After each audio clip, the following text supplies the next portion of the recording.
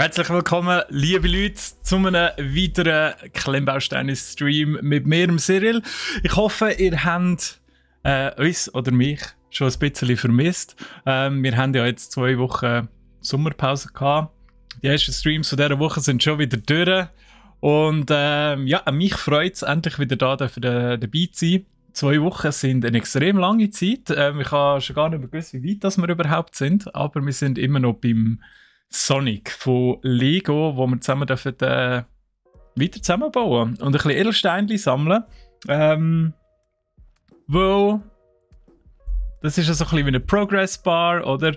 Also je mehr Edelsteine das wir da drin haben, desto näher sind wir eigentlich am Ende von dem ganzen Lego-Bauset. Ich hoffe, euch geht's gut. Mir geht's soweit tipptopp. Ich habe mal wieder mein Müsli abgedrückt und bin ready für die nächsten 2 Stunden mit euch. Bis am 1 haben wir hier zusammen das Vergnügen. Und wenn ihr am Arbeiten seid, macht das weiterhin. Hört ein bisschen nebenzu zu. Und wenn ihr dann ins Mittag geht, dann könnt ihr es nebenzu laufen lassen. Ein bisschen chatten, ein bisschen schauen, ein bisschen hören. Mit mir zusammen. Würde mich mega freuen. Wir schauen mal geschwind hier auf unser Lego-Table. Der Sonic haben wir ganz am Anfang zusammengebaut. Wir haben einen Teil hier gebaut von, ich glaube, von dem Fundament hier, von der Palme, die da oben drauf ist.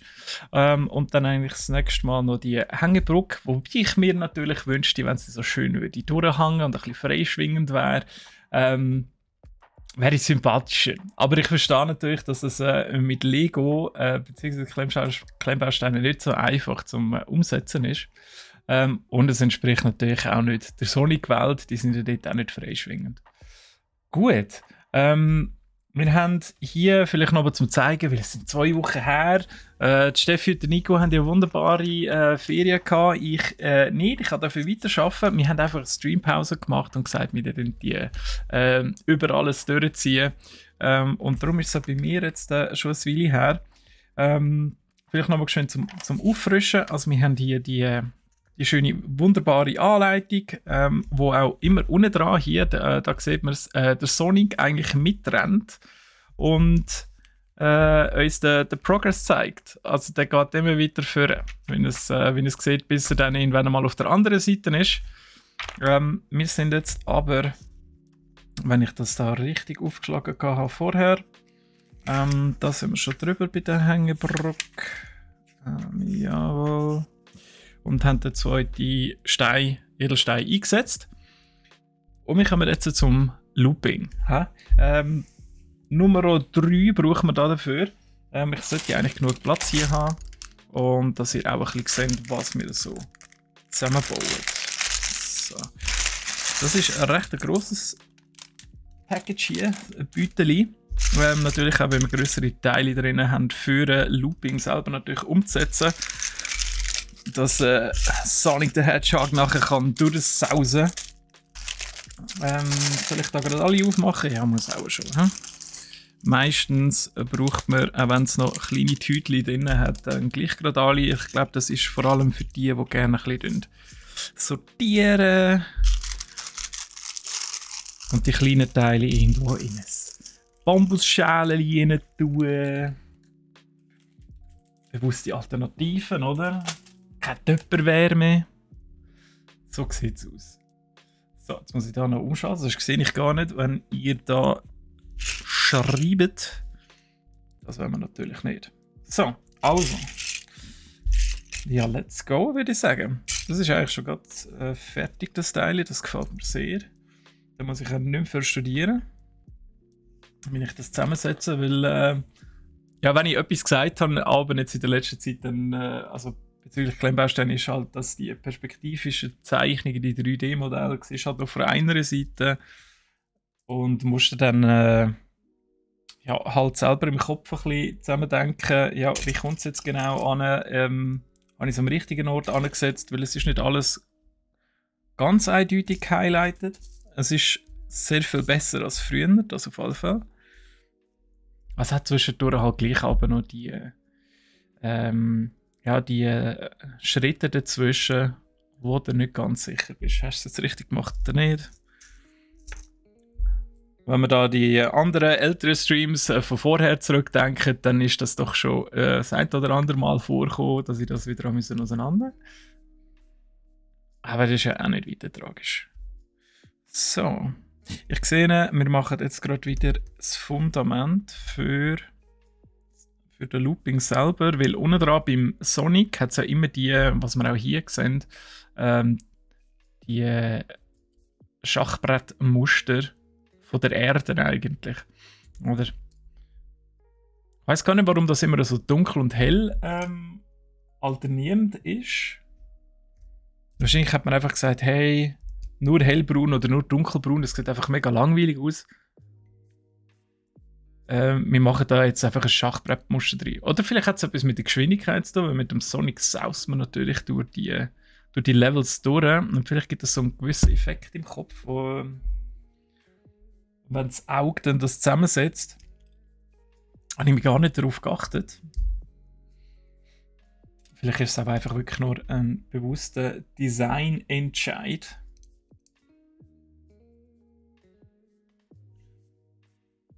Jetzt brauchen wir nochmal so schwarzes Zeug, gedacht.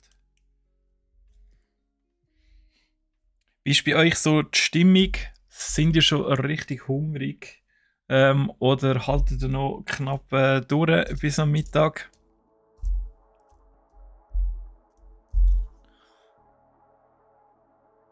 Ich halte jetzt sicher die nächsten 2 Stunden durch und dann wird es wieder kritisch.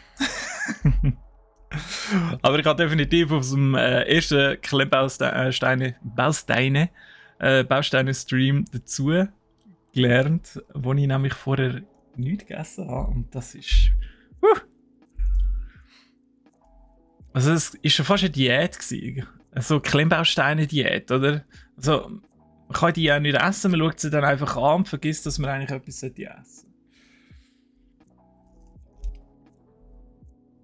Das müssen wir doch mal machen, oder? Also es ist ja auch mit dem Gaming ist ja auch so.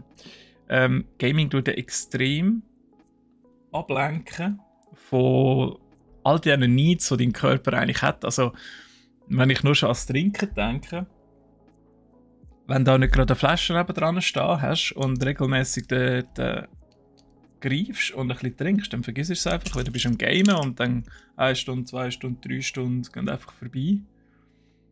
Und fertig. Das war's.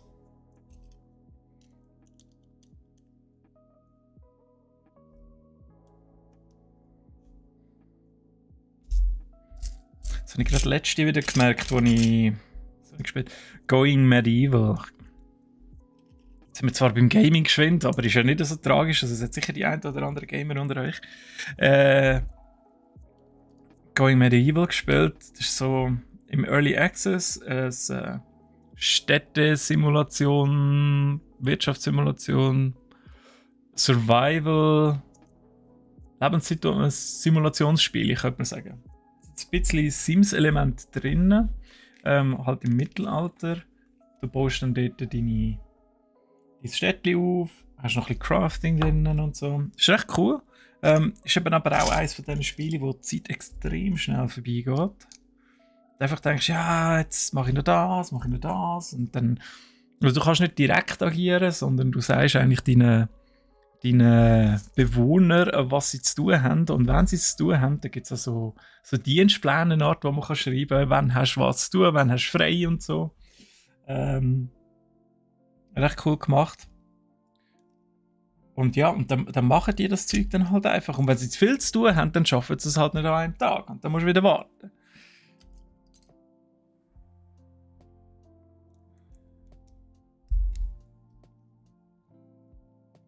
Auch cool, da die Stiftli, dass man dann nachher all diese Sätze so schön zusammensetzen können. Und das auch wunderbar zusammenhebt.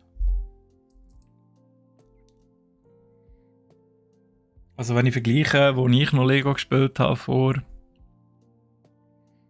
keine Ahnung, 22 Jahren, 25 Jahren, ewig her, also aktiv wirklich gespielt habe, dann ist das ganze Zeug noch nicht so stabil gewesen. Da hat es aber auch einfach nur eine viereckige und rechteckige quadratische Klötzchen gegeben und das war's dann. Dort, in dieser Zeit ist dann, glaube ich, auch die erste Elektro-Eisenbahn rausgekommen von Lego. Die habe ich immer noch daheim. Die war auch wirklich, wirklich cool gewesen. Und dann einfach im Zimmer so eine riesige Bahn aufgestellt gehabt. Am besten noch mit Büchern, so halbe Schanzen reingebaut. Ist ja sehr realistisch, oder? Also bei der SBB diskutiert man ja aktuell, ob man echt Schanzen anstatt Brücken bauen will, weil man halt dann den Teil dazwischen kann Kosten sparen und halt auch dementsprechend schneller unterwegs ist, weil man auf die Schanze entsprechend mit 800 Stundenkilometern muss durchfahren. Finde ich ja cool. Ob vielleicht nicht der Erste sein, der es ausprobiert?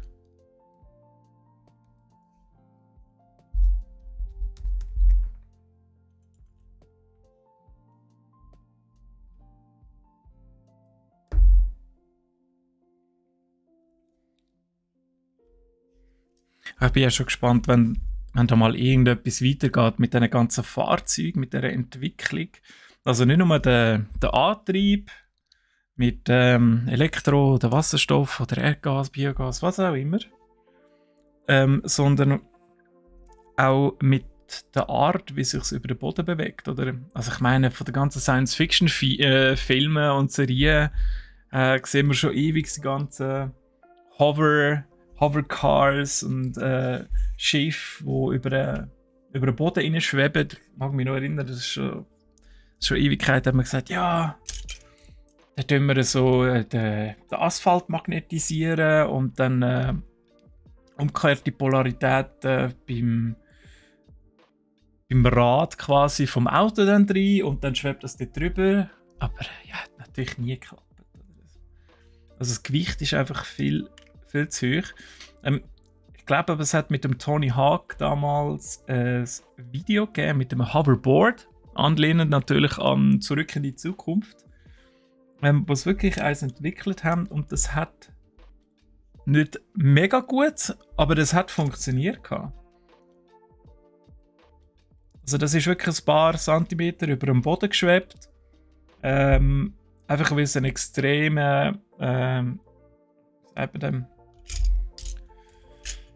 sich extrem von der umgekehrten Polarität vom Boden abgehoben hat und dann halt so leicht geschwebt ist.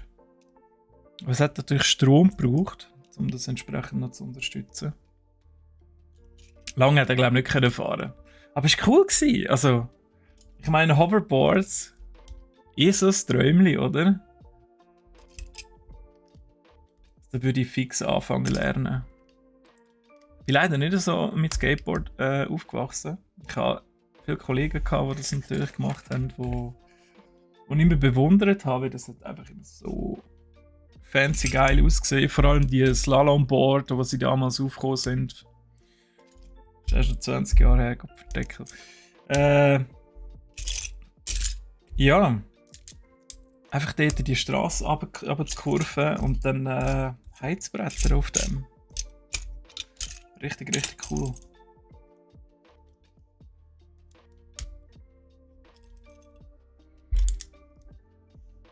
Keine Ahnung, für was das Blaue, das Gelbe? Blau, ja. Blau ist auch noch. We'll see, ja.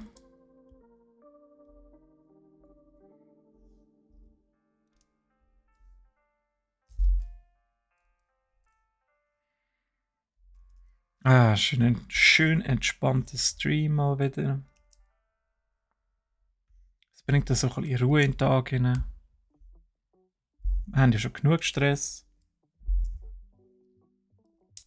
Und jetzt wird es dann auch so heiß, dass es nicht einmal mehr cool ist, wenn es Sommer ist. Der Schmilz ist einfach nur noch dahin. Und alles klebt und egal ob du drinnen bist oder auf der Terrasse, es ist einfach unangenehm. Und, das Wochenende wird ein Horror. Einmal für mich. Ich finde, über 25 Grad, ich glaube, da haben wir letztes Mal schon diskutiert. Da bin ich einfach out.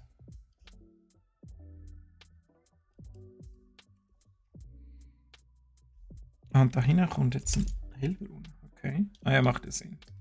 Das ist ja jeweils verschoben. Hm? Habe ich das richtig gemacht überall? Ich glaube es eben nicht, weil da sieht es nicht richtig aus. Aha. Also hier offensichtlich hätte ich noch so an die Seite schauen. Das stimmt natürlich gar nicht. Der obere Teil stimmt zwar, aber der untere nicht. Jetzt muss ich leider kurz ein bisschen zurückbauen. Nicht zu weit, weil sonst kann ich es nicht mehr nachvollziehen. Dann muss ich nochmal von ganz vorne anfangen oder einen neuen Sonic aufmachen.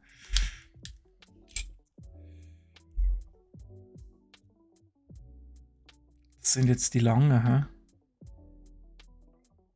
Also es stimmt einfach, der untere Teil stimmt nicht.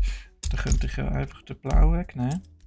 Dann habe ich da das orange Teil da. Das sollte jetzt eigentlich... Yes.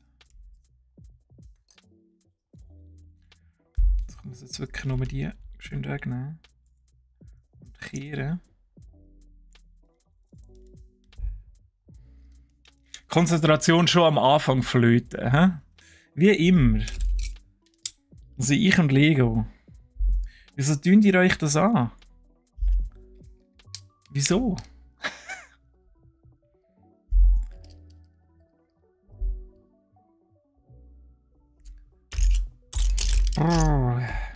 So. Jetzt aber. Mal jetzt. Jetzt sieht es auf jeden Fall besser aus. Da.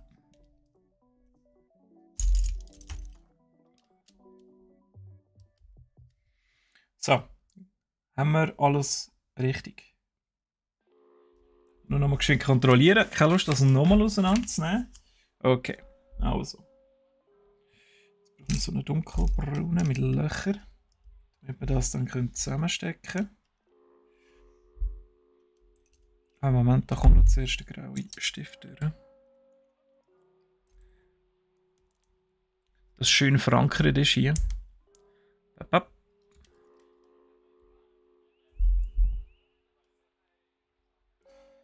Was es Leute unter euch gibt, die bei mir auch noch den Pen and Paper Stream schauen. Pen and Paper / D&D, Dungeons & Dragons, wenn wir dort schon ein bisschen Fokus drauf haben. Und vermisst haben unseren Stream vom Dienstag.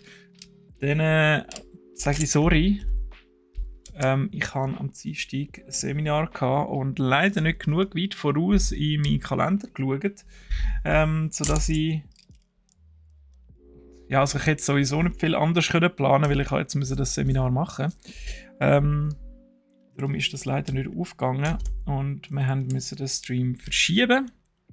Es gibt jetzt aber morgen dafür eine Podcast-Aufnahme. Ab der 11 machen wir das. Ich habe schon ein bisschen umgefragt. Einerseits bei meiner bei meiner Chefin, ist aber nicht Steffi, sondern Caro, wo Informationen preisgegeben hat bezüglich wie ich den Podcast jetzt machen sollte. Das ist relativ schwierig, wenn man mal so richtig in der Thematik drinnen ist. Und eigentlich weiss, wie es funktioniert, wie es dann für einen Neuling ist. Oder bei mir ist das schon viele Jahre zurück. Welche Informationen braucht ein Neuling, um zu verstehen, was das Ganze ist und wie das funktioniert? Und darum machen wir morgen wirklich so einen spielerfokussierten Podcast. Also alle, was interessiert, wie das so Spieler läuft, bei einem Pen and Paper, jetzt vor allem bei Dungeons & Dragons. Dann empfehle ich, dass ihr morgen einschaltet, am 11 oder dann auch später auf Spotify den Podcast nachhören könnt. Ich studiere noch, wie ich das Ganze am besten aufnehme daheim. Letztes Mal hat es ein paar kleine Probleme gegeben mit der Tonqualität. Zum Glück kann ich die mit dem Programm ein bisschen ausradieren, aber das braucht halt ein bisschen viel Zeit. Und darum wollte ich das eigentlich umgehen, das nächste Mal, respektive morgen. dass es auch gerade direkt richtig funktioniert.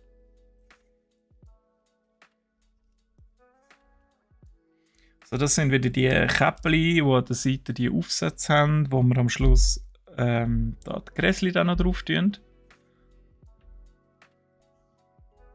Darum ist da auf der Seite alles so verlöchert.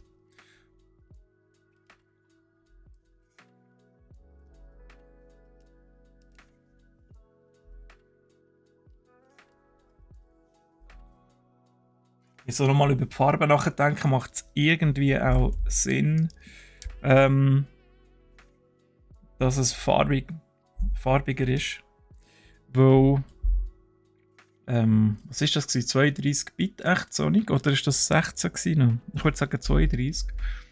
Hat man natürlich nicht viel Farbe zur Verfügung gehabt. Aber die man zur Verfügung gehabt hat man natürlich wollen zeigen, wie geil das aussieht. Und hat aus dem Grund sehr wahrscheinlich gesagt, ja, wir klopfen einfach alle Farben rein. Ich merke schon, ich sollte heute ein bisschen weniger schnurren, weil ich platziere hier wirklich eins und das andere am falschen Ort. Zum Glück merke ich es immer noch genug früh. Ich habe ein bisschen Respekt vor nächster Woche. Wenn jetzt am Wochenende, wenn es jetzt so heiß wird, und ich da raus schaue, wir haben dann nebenzu gerade den Innenhof und die Fenster und so richtig reinbretscht. Dann wird es hier im Studio, glaube ich, mega, mega heiß und mega unangenehm. Aber hey, wir machen alles für euch, oder? Das wisst ihr ja. Wir leiden und schwitzen für euch, damit ihr ein bisschen Content habt. Und ein bisschen gute Laune, gute Unterhaltung. Hier bei uns brack.ch Stream. Ja, mal ist doch. Ah ja, muss ja eins versetzt sein. Also hier ist es eine Seite vorne wie hier, weil der Looping geht natürlich von der einen Seite rein und bei der anderen wieder raus. Logisch. Logisch. So, jetzt haben wir aber sicher das Fundament. Yes! Jetzt geht's ab. So, jetzt brauchen wir sogar ein bisschen Klebe. Icons. Das sind aber nicht die, sondern. Haben wir noch mehr? Yes! Da. Voilà. So. Nein, das brauche ich. Das brauche ich nicht. So. Da hat es sogar Nummerli. Ist ja fantastisch. Da kann ich ja nichts falsch machen.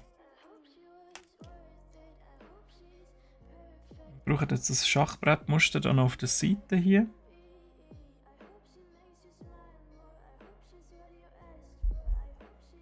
Und auf der anderen Seite.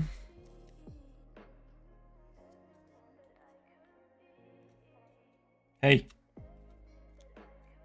So.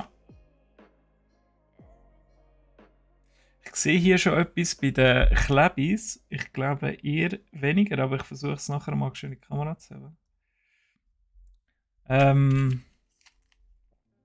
Hier unten. Also ich habe den Autofokus offen. Aber man sieht jetzt, es ist eine Liste. Eine schwarze Liste. Und da drauf hat es Platz 1, 2, 3. Ein paar Zahlen. Und 3 Namen bzw. Initialen. Also Scoreboard mit der besten Liste. Voll cool. Also sie haben wirklich bei diesem Set an extrem viele Details gedacht. Und das so gut wie möglich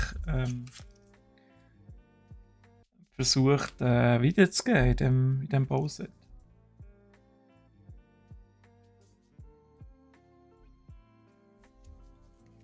Finde ich sehr sympathisch.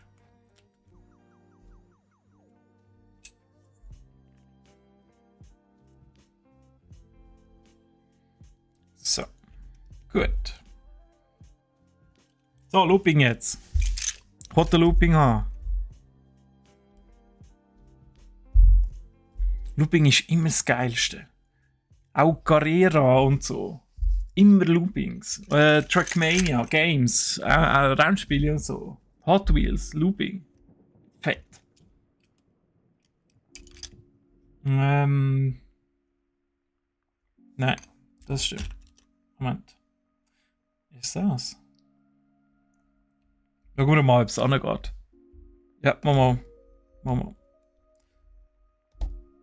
Oh, okay. Das passt wirklich wie die Faust aufs Auge.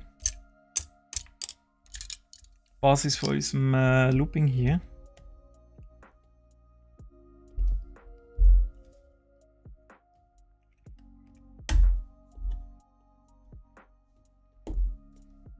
Und ich finde natürlich, das Bauset auch bei uns auf brack.ch ist klar. Wir präsentieren hier nur Sachen, die wir auch auf Brack haben. Mit ein paar wenigen Ausnahmen sehr wahrscheinlich. Wo man jetzt noch keine untergekommen ist. Vielleicht mal das Preview. Der Tallneck von Horizon Forbidden West ist natürlich das Preview gewesen. Den haben wir schon gehabt und dürfen zeigen und zusammenbauen, bevor er überhaupt offiziell draussen war. Richtig cool.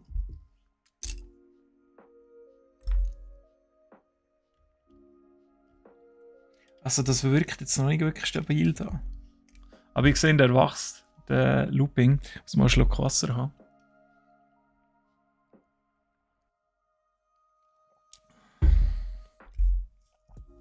Gar nicht gewöhnt, so viel zu reden. Hat mir das Smooth noch fusselig.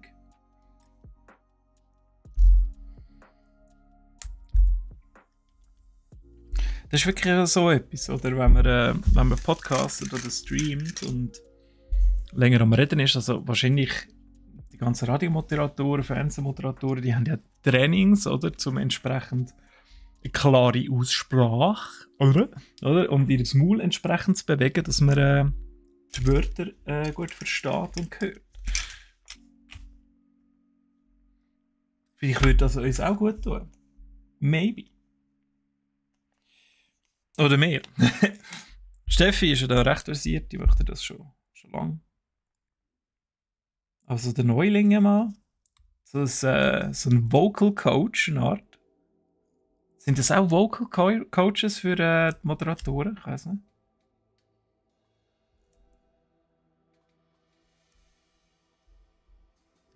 Ja, mal habe ich doch gerade angebracht. So, und jetzt noch mehr Klebis. Ist das 13 und 16. Also das 13 links. Das muss immer schön versetzt sein. Und 16 rechts.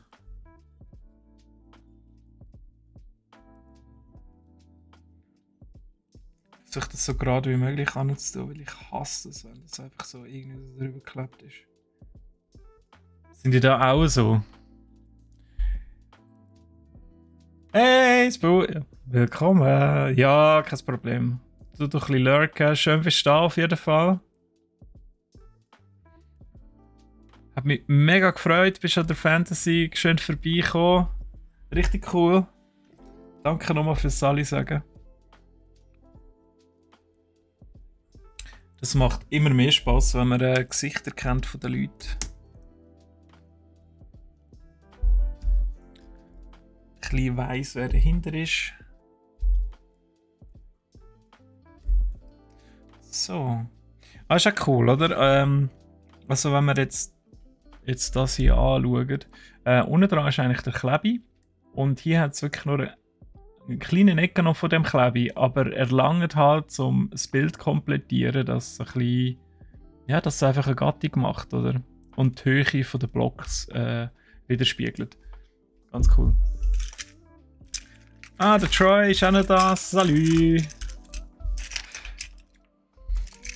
Ist schon bald Mittagspause? Nein, noch nicht. Okay. Oh, das sieht jetzt noch irgendwie etwas kompliziertem aus da.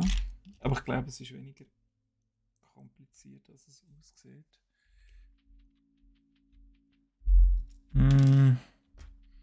Aber wir nähern uns schon bald am Ende hier von dem Looping. Gefällt mir. So, ein bisschen schneller Progress. Das ist sehr belohnend. Oder? Da sagt das Hirn, ja, gib mir mehr. Mach schneller. Ich brauche das nächste Erfolgserlebnis. Dieses Erfolgserlebnis ist dann kleine Edelsteine, die wir beim Sonic verdienen tun, wenn wir den Abschnitt nämlich geschafft haben.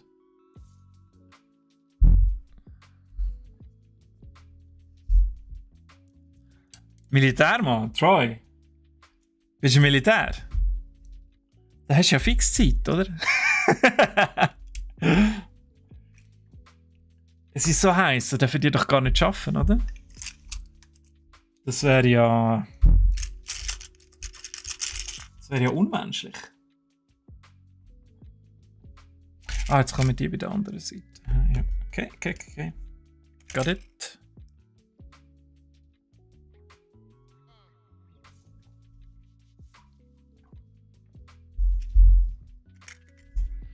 Ja, fast den Braun vergessen.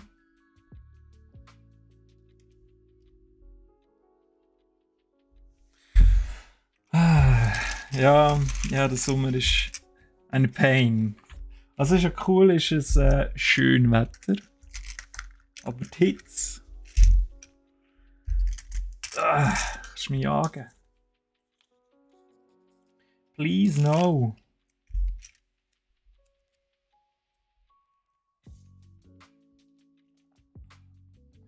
Und jetzt ist letztes Jahr ist es so ein beschissener Sommer gewesen.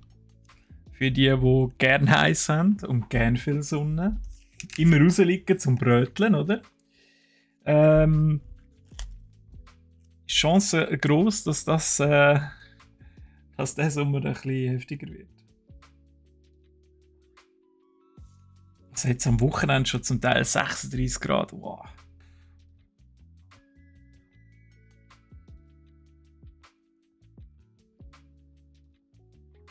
Wann ist hitzefrei? Ich glaube 36 Grad, oder? Gibt es das überhaupt noch in der Schule? Hitzefrei?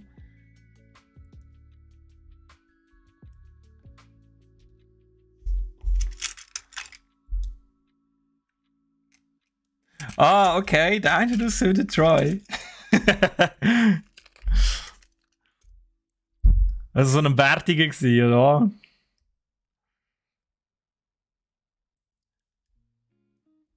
Bärtiger Haku.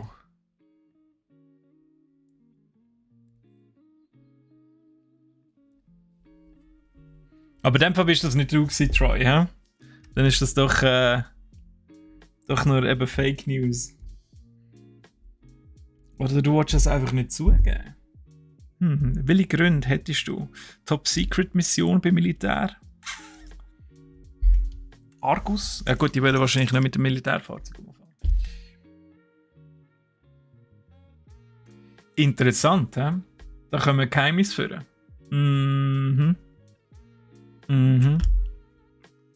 I know.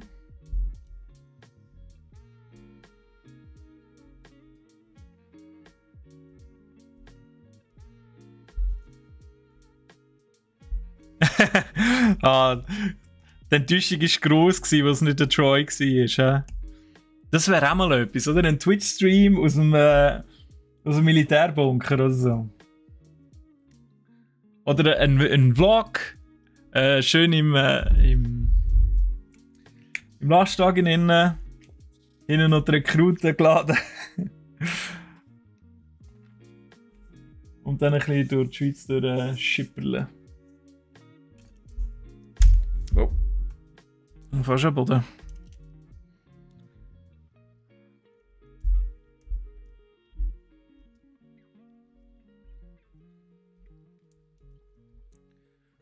So, okay.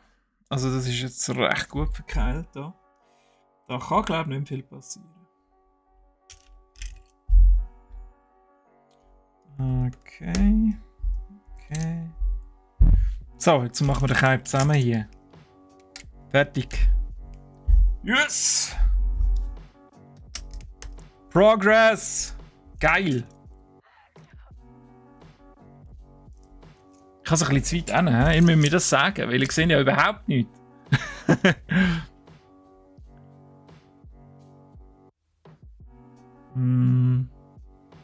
Kommt cool. Kommt cool. Oder? Rauf und wieder runter. Was das da in der Mitte ist, weiss ich noch nicht. Ah, wahrscheinlich die Enthalterungen für die Coins da vom Sonic. Für die Ringe. Das könnte sein. Früher oder später werden wir es herausfinden. Ich hoffe auch, man hört mich relativ gut. Ich habe extra das Mikrofon ein bisschen lauter gemacht. Weil die Steffi ist aktuell abwesend und macht keine Gegenkontrolle.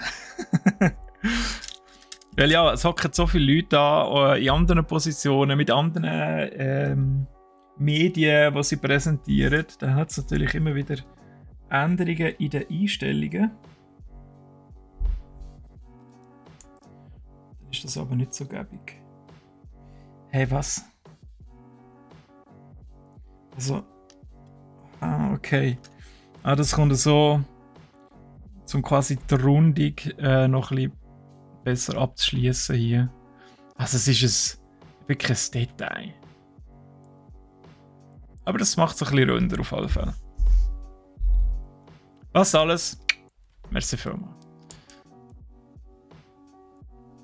Hey Kid, welcome. Schön bist du da. Ja, in dem Fall schönes Tag, Troy. Im Bunker. Gell? Du bist anständig. Wir tun jetzt einfach das Gerücht verbreiten, dass du tatsächlich im Militär bist. Und vielleicht glauben sie all die Leute und du musst eigentlich gar nicht mehr arbeiten. Weil, ja, eben der Troy. Ja, mal der Troy. Ich habe gehört, ja, der ist im Militär, ja. Mhm. Ja. Yeah! Hey, mega cool! Jetzt haben wir schon eine richtige Bahn da. Hey, mir geht's mega gut, Kid. Wir haben ja 2 Wochen Ferien gehabt und also persönlich habe ich keine Ferien gehabt, aber der Stream hat Ferien gehabt und ja, ein bisschen erholen. Sonst auch, weil es braucht natürlich aber ein bisschen Zeit. Also jetzt nicht Lego, das braucht natürlich eine grosse Vorbereitung, aber das D&D, wenn wir erst 2 haben. Ja, wie geht's dir denn? Alles Paletti, ist ja bald Mittagspause. So, und jetzt gibt es endlich einen weiteren Edelstein hier, damit ich auch am Titel vom Stream noch gerecht werde. He? Also wir haben den 3., das heisst, wir haben von 7 3/7, ich kann mir ja nicht mehr verkleinern, haben wir abgeschlossen. Ganz geil. Ich muss mal schauen, dass ich das da irgendwie kann tun, dass man das noch sieht. Oder? Weil ihr müsst ja wissen, was abgeht. Tun wir jetzt einfach da rauf, oder? Nein. So, gut. Anyway.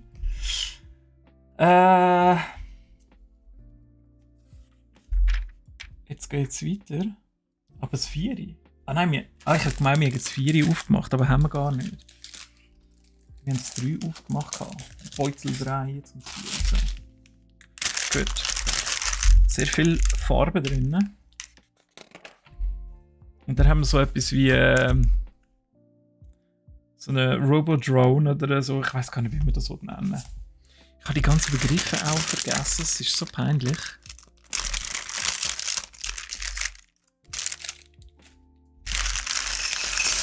Nein, Brock hat mir natürlich keine Ferien gegönnt. Nein. Ich habe keine gehabt, nur die Steffi und Nico. Ich habe einfach doppelt so hart bügeln, um das auszugleichen. Und weil ich nur noch ich war und ich so hart bügelt habe, haben wir keine Streams können machen. Macht Sinn, oder?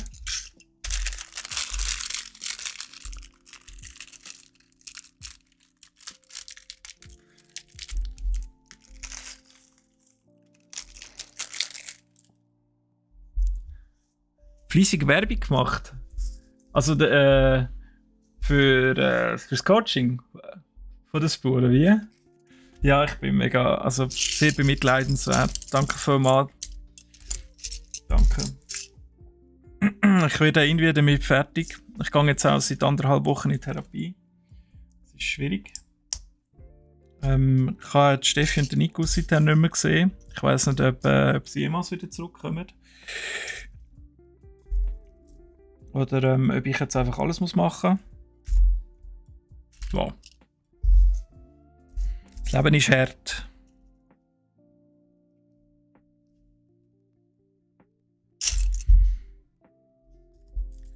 Es ist nervig, wenn es von den kleinen Teilen nur so 2 hat und du musst im ganzen Haufen reinsuchen.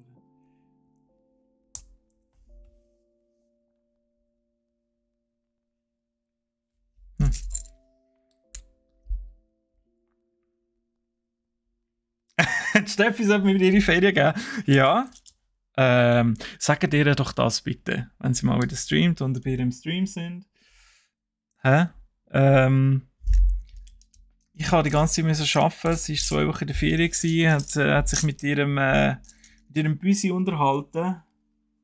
Und der Cyril ist versoffen in der Arbeit.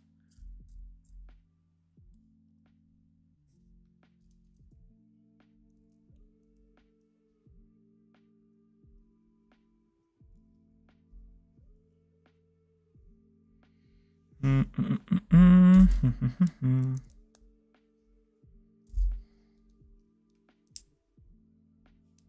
habe keine Ahnung, was wir jetzt bauen im Fall. Ich bin einfach kein Sonic-Kind. Also ich habe schon Sonic gespielt, aber ich habe einfach keinen Sega gehabt. Bis dann irgendwann mal ein Dreamcast und dort habe ich aber auch kein Sonic drauf gehabt. Ich frage mich nicht warum. Also habe ich nur bei den Kollegen gespielt. Und relativ wenig Ahnung von den Münsterli drumherum, was irgendwie schade ist. Aber vielleicht gibt es ja nachher noch Infos hier in der Anleitung drin, was wir jetzt genau zusammenbauen. Steffi hat ein Büsi, ja. Ich glaube, darum hat sie eigentlich auch Ferienwelle. Also, ja, das lebe ich. Also, noch lebt's. Heute Morgen hat sie eine Story gemacht auf Instagram, es hat noch gelebt. Ich weiß nicht, wie es jetzt aussieht. Vielleicht sollte mal jemand rübergehen, rufen. Die Hoffnung ist groß, dass es immer noch lebt. Sie hat wirklich Ferien genommen. Sie hat, glaube am Sonntag, Anfangsferien, hat sie das Büsi bekommen. Oder geholt, nicht bekommen. Und ist jetzt Büsi Mami, ja. Sehr, sehr herzig, kann man sagen. Warte. Hä? Was? Wo angeklippt? Aha, ich habe ein Style vergessen, ja. Klar habe ich eins vergessen.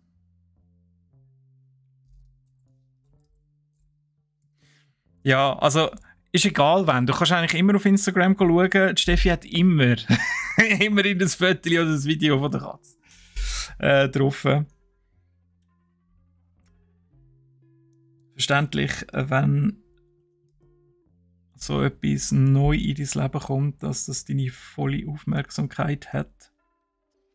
Wir haben in der Family auch immer Katzen gehabt, Hunde, Fisch, Kanarienvögel, Hamster, Meerschweinchen, halb so.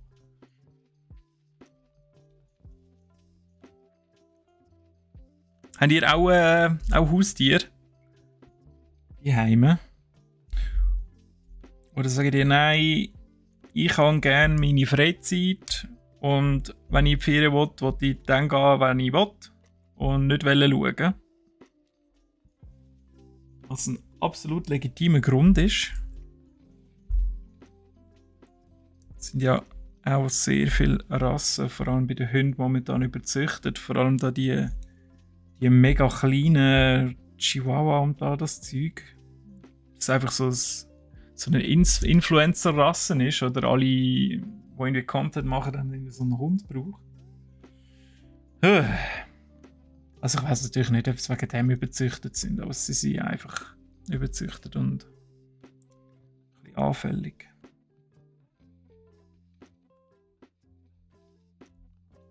Hey. Das ist fast kaputt da. fast nicht drehen. So, jetzt.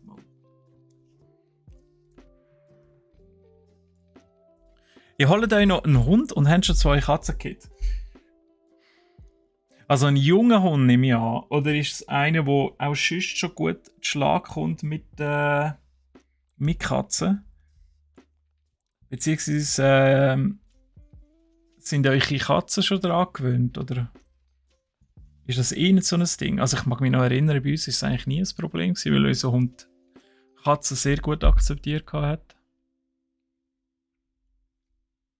Aber die Katzen haben ihn auch immer dominiert. Also es war so ein mittelgrosser, ein Tibet-Terrier.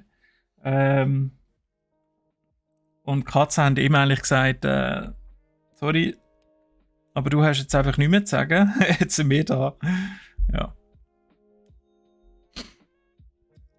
Katzenhunde, Hamster, okay, auch alles ein bisschen durch.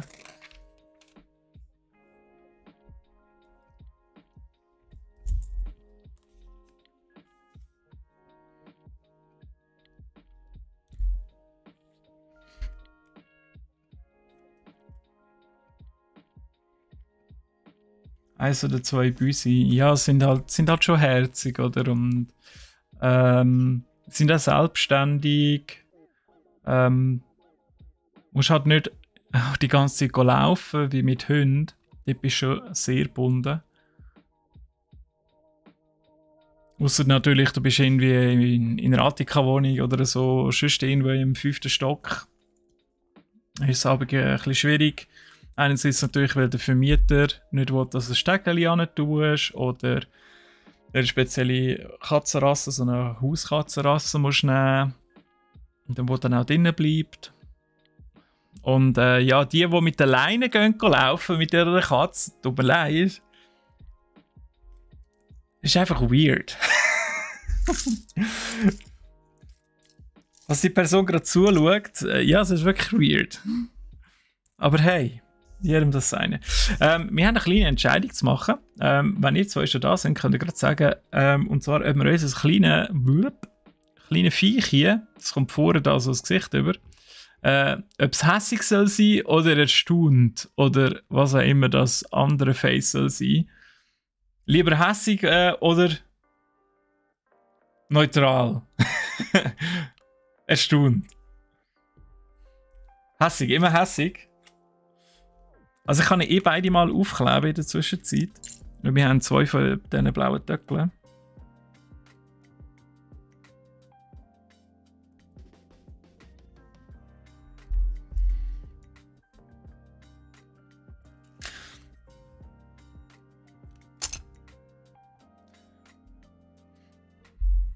Okay, das ist natürlich cool, wenn du im Tierheim schauen, weil es schon so viele Tiere gibt, oder?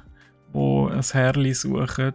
Sei es jetzt einfach nur, weil die früheren keine Zeit mehr haben. Oh shit, jetzt habe ich es irgendwie angetan. Er schaut ein bisschen schräg. Oh nein! Ich habe natürlich nicht gedacht, dass es da in einer gewissen Richtung ankommt. Ja, jetzt schaut er halt ein bisschen schräg. Jetzt ist er halt einfach so. So verwirrte Thomas-Lokomotive, oder? Ja.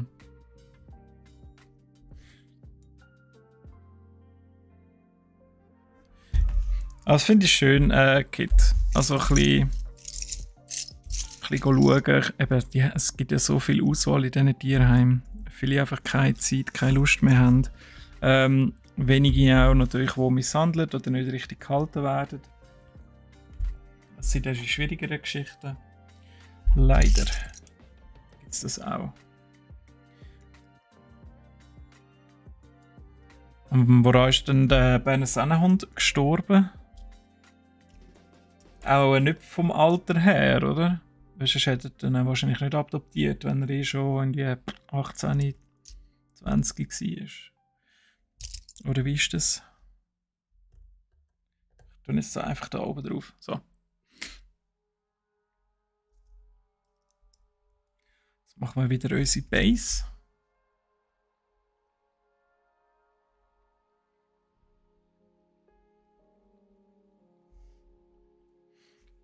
Also bei dir habe ich gar nicht gesehen. Gerade bei der Family 2 Katzen.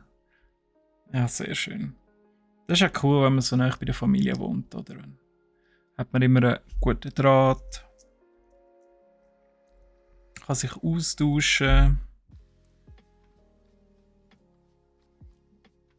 Weil sobald du mal ein Kind hast und die aufgezogen hast, also ich kann jetzt eigentlich nicht aus eigener Erfahrung reden, aber aus dem, was ich sonst gesehen habe natürlich und von der eigenen Familie,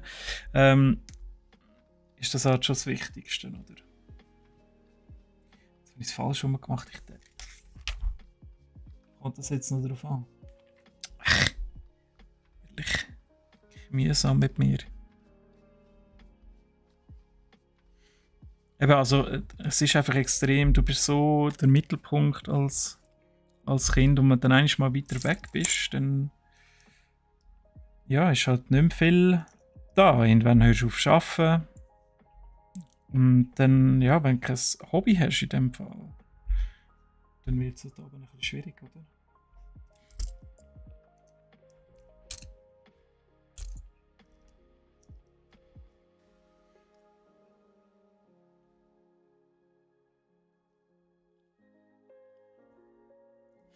Ah, Tumor, ja. Ja, das geht dann irgendwann schnell. Auch bei den Hunden. Ja. Unsere erste Katze hat das auch gehabt. Aber die ist auch doch 18 geworden und meine Eltern haben die damals als Streunerin irgendwo um Barcelona herum aufgegabelt gehabt. Also das ist gute 30 Jahre her. Jetzt gibt es wahrscheinlich noch viel mehr Katzen dort unten. Ich mache Kind will. Ja, auf alle Fälle, ja. Ich sag's mal so, ich habe nicht brisant, weil ich weiß sehr gut, was ich mit meiner Zeit will und kann anfangen. Momentan auch so viel um die Ohren. Aber das wechselt natürlich, wenn du ein Kind hast und dann verschiebt sich der ganze Fokus. Ich sage gerade, so bei dem typischen Alter, wo alle um dich herum ein Kind bekommen oder sich neu verlieben, das ist das andere. Und Kollege Bärli hat jetzt auch seit ein paar Monaten das Baby. Und das ist einfach der absolute Mittelpunkt. Also siehst auch nichts mehr anders als Babyfotos links und rechts. Ob es am Schlafen ist oder am Betteln oder am Lächeln, am Heulen, am Essen, irgendwas. Einfach nur noch das. Aber das ist ja immer schon so gewesen, glaube ich. Ich glaube, das ist wirklich keine Überraschung. Hey, was fehlt denn jetzt? Aha, die Abschlussteile. Jetzt schaue, dass ich da mit dem Chat noch mitkomme, wenn ich da immer schauen muss.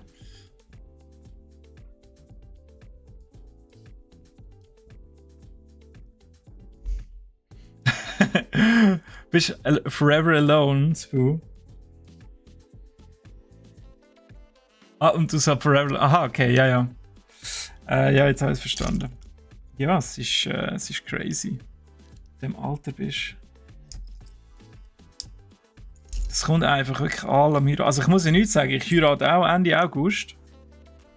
Darum bin ich da auch 22. August bis 2. Oktober bin ich gar nicht da. Und ja, ich habe leider wirklich noch keinen Plan, was dann passiert. Werden mal schauen, wie das Ganze weitergeht. Also Lego ist ja kein Problem. Da haben wir dann schon Ersatz. Die Schwierigkeit sehe ich eher bei Pen and Paper, weil das wirklich eigentlich nur ich kann machen. Ausser ich züchte jetzt noch geschwind einen an, der das dann auch genug versteht. Aber so viel Zeit habe ich jetzt nicht. Ihr wollt kein Kit.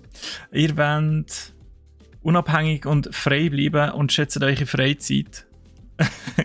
Also ich kenne genug, die kein wollen und voll okay. Also deren ist auch schon genug überbevölkert. Wir reden jetzt allerdings nicht von der AV, das lassen wir mal aus. Das ist das andere. Aber irgendwann normalisiert sich das ja auch. Sommerhochzeit, ja, sogar ein bisschen in den Bergen oben. Hasliberg. Wird sicher cool, freue mich sehr drauf. Die ganze Hütte Freus, fast schon der ganze Berg. Ich weiß nicht, ob dort gross etwas läuft Ende August. Aber es hat ja so ein Feriendörfli noch in der Nähe.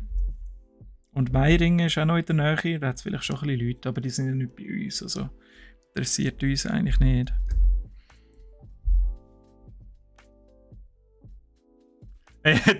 Okay, ist gut, Kit. Ja, also dann sollen wir ab jetzt einfach Nachwuchs produzieren, dass deine Altersvorsorge gesichert ist. He? Ist angekommen.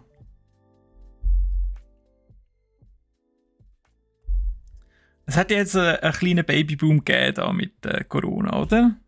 Vielleicht lange das schon. Aber wahrscheinlich auch nicht. Weil wenn nachher keiner mehr nachkommt, wer zahlt dann die, wenn die mal alt sind? Aber das ist ja ein Teufelskreis. Also da kannst du ja auf und ab diskutieren. Da kommst du wieder hinterher noch führen.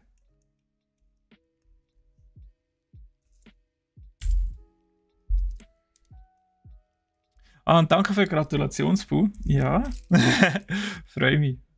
Freue mich und bin dankbar, dass sie Ja gesagt hat, natürlich. Also sie muss ja nochmal Ja sagen, aber dass sie damals zum Antrag Ja gesagt hat. Das war noch in Corona. Ist dann auch ziemlich fast genau 2 Jahre her. Also wenn man heiratet. Aber während Corona, ja, also willst du nicht heiraten. Es hat schon ein paar gegeben. Ich bin ja eben bis Ende letztes Jahr bin ich ja im Hotel und Restaurant gsi und es sind einfach kleine Hochzeiten gsi. Es sind sehr mühsam gsi. Also für die Gäste halt wegen der ganzen Regeln. Und dann haben wir halt auch gesagt, hey komm, also es pressiert ja nicht. Wir machen es in 2 Jahren. Dann haben wir auch noch alle Optionen offen, weil letztes Jahr war alles voll gebucht. Weil, wo Corona kam, ist, im 20. natürlich alle ins 21. verschoben und gehofft, ja, dann ist alles vorbei. Ist ja nicht der Fall gewesen, aber das 21. war voll gewesen. Und ich finde, 2 Jahre kann man jetzt noch verlobt sein, ohne dass es komisch ist. Ja.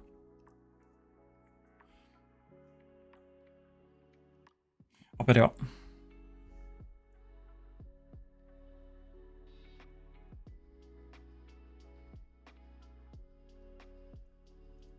Ja, das unbeschwert feiern ist uns sehr wichtig gewesen, halt, ja.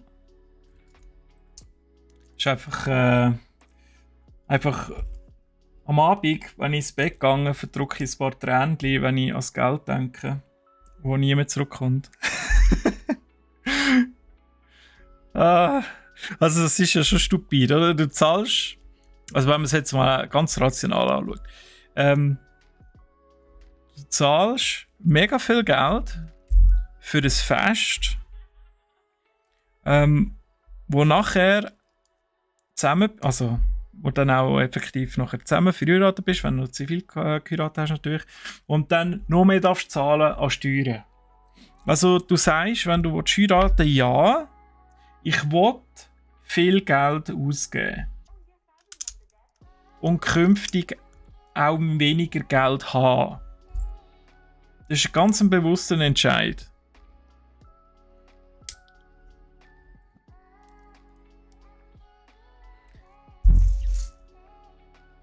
Kaufen wir uns ein Auto, machen wir, tun wir unsere Wohnung aufmöblieren oder sparen wir 2 Jahre und verprassen alles an einem Tag. Wichtige Fragen, die man sich stellen muss.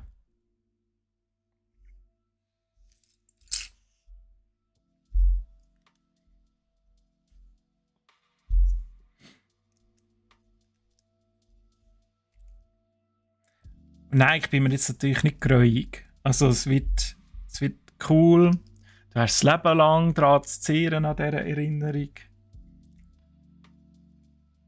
Aber es ändert nichts daran, dass es viel Geld ist. Also man kann natürlich auch mit wenig heiraten und ein kleines Fest machen, ja. Wir auch. Machen wir jetzt halt nicht. Es ist, wie es ist.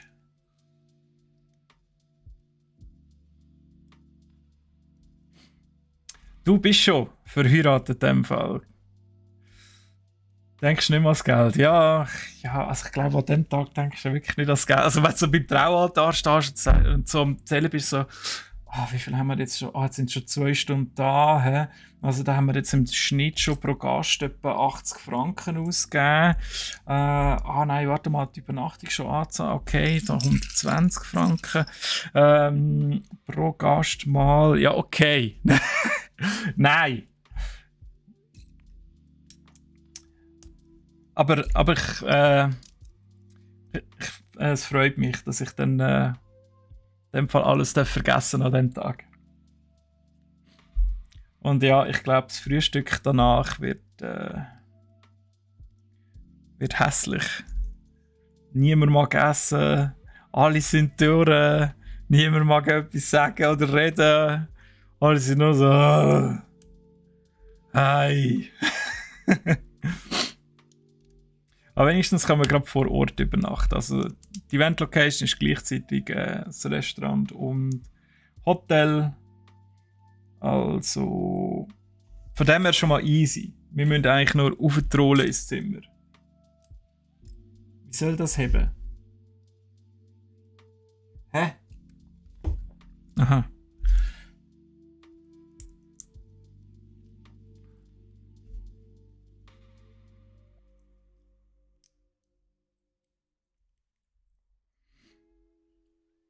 Ja, ist sicher sinnvoller im kleinen Kreis. Ja. Das stimmt. Zum Teufel, wo ist es? Ich brauche ein zweites, so ein Stiftli.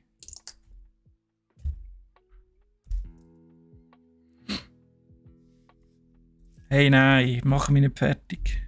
Da ist es, am Ende. Äußerste Ende von meinem Blickwinkel. Habt ihr dann schon Pläne, wo ihr hin wollt mit der Flitterwoche? Also wir haben jetzt mal, wie ganz viele vor uns, America, West Coast gebucht. Sind dort einen Monat ein bisschen am Rumfurzen. Ja, es bleibt natürlich ein bisschen abzuwarten, wie sich die ganzen Situationen drumherum entwickeln.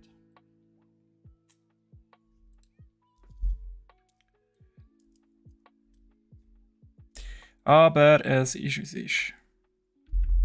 Wir hätten auch schon irgendwo auf eine Insel können. Meine Eltern sind damals Seychellen gegangen und Kenia. Also sehr cooler Kontrast. Finde ich eigentlich noch lässig. Irgendwo, wo es warm ist. Ja, dann wäre ja Seychellen und Kenia auch okay für dich. Einmal ein bisschen Safari und einmal ein bisschen Strand.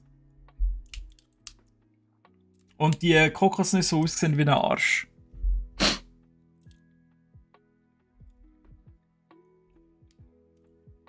Jetzt gibt es nochmal eine Chance hier, oder was?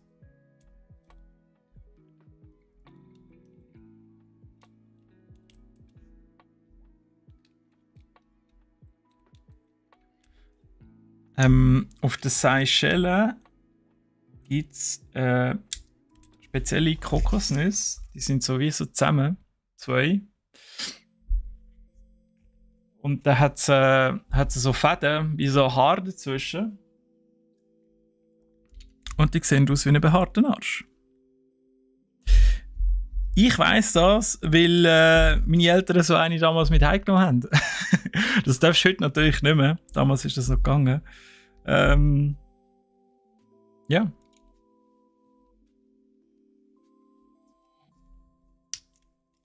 Onlyfans mit Coconut Butts. Coco Butts. Yes. Ja, du, für alles ein Fetisch, oder? Also auf Onlyfans verkauft sich eh alles. Do it. Do it. Alle, die im Mittag sind, übrigens einen guten euch. Ich hoffe, ihr habt ein fantastisches Mittagessen vor euch. Und nicht nur ein halbvolles Joghurt mit reduziertem Fettanteil.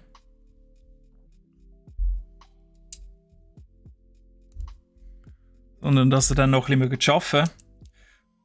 Oder die natürlich, die frei haben heute, ist ja eigentlich Viertag. Der eine Gefilde. Dann wünsche ich einen wunderbaren, schönen freien Tag. Mein Vater hat gestern gesagt, es hätten im Kanton Aargau 46% der Gemeinden einen Viertag. Stellt euch das mal vor. In der einen Gemeinde, also das ist bei uns, die Heimen ist das Beste gewesen. Damals in Ehredingen und ganz früher ist noch Oberehredingen und Unterehredingen. Das ist eigentlich ein Dorf, die sind also fließende Grenzen. Oberehredingen Viertag, Unterehredingen arbeiten. Also, das ist wieder so ein Schweizer Bünzli-Denken. Das ist schlimm. Ja, aber wir sind katholisch.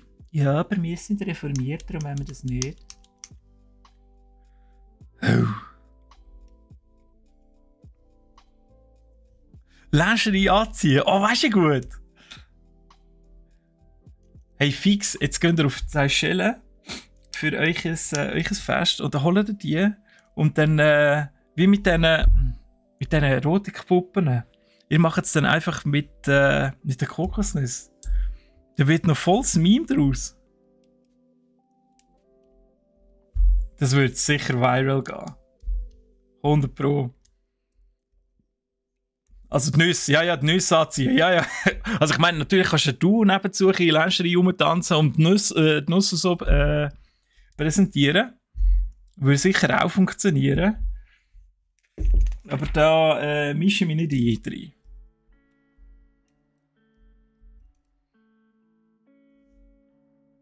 Was wird das hier? Also, da hat es so das Teil da. Es bewegt sich nicht einmal mehr richtig. Ist das ein Sprungbrett? Ah, oder ist das... Das ist die Sprungplattform, glaube ich, für den Sonic.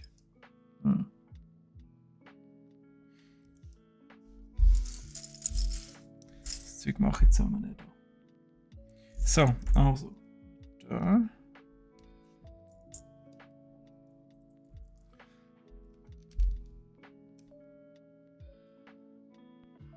Ah ja, jetzt kommt wirklich ein Sprungbrett. Dann macht es ja Sinn. Ich war schon ewig nicht mehr in der Ferien, es ist etwa wirklich mit der Zeit. Aber ja, jetzt darf ich mich ja nicht beschweren, jetzt habe ich nachher wirklich lange Ferien. Flitterwoche. Aber so mal wieder, also mit Ferien mal, ich meine weg. Ich glaube das letzte Mal irgendwie vor... Wann war das? Ich glaube 4 Jahre ist das schon her. Richtig weg sind. Ja, wegen noch Ausbildung und Umzug und Money.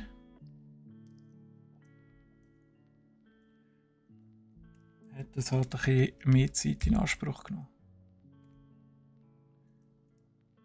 Okay. Ja, aber das springt ja nicht. Ah, mal ich... Ach, dumm.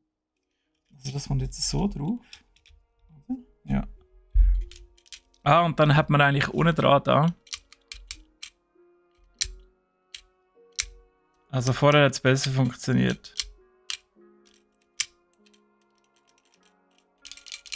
Also wenn man das Licht antippelt, dann geht's. Aber sobald man ein bisschen mehr reingeht, dann bleibt er oben. Aber es ist vielleicht auch so geplant, weil es hat so wirklich wie eine... So 2 Stufen. Also das Trampolin da oben. So. Und jetzt? Was jetzt? Wir müssen noch verkleiden.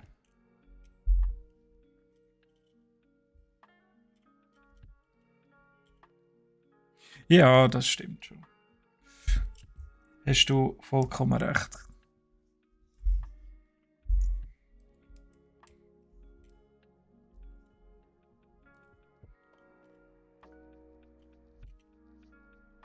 Ich weiss noch nicht, wir wollen eigentlich mit dem Auto dort durchfahren. Wie also normal. Aber mit den Benzinpreisen müsstest du ja fast ein Elektroauto nehmen. Aber ich weiss nicht, wie gut das mit der Abdeckung ist dort hinten. In Amerika. Es hat eine gute Abdeckung mit den Aufladestationen. Wahrscheinlich schon wegen Tesla, oder? Bei Tesla ist ja jetzt in Deutschland die Fabrik. Who knows? So ein bisschen Pflänzchen.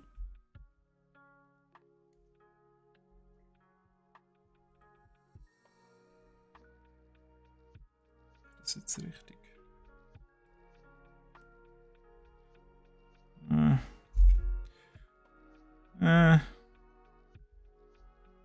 Mal eins. Ja.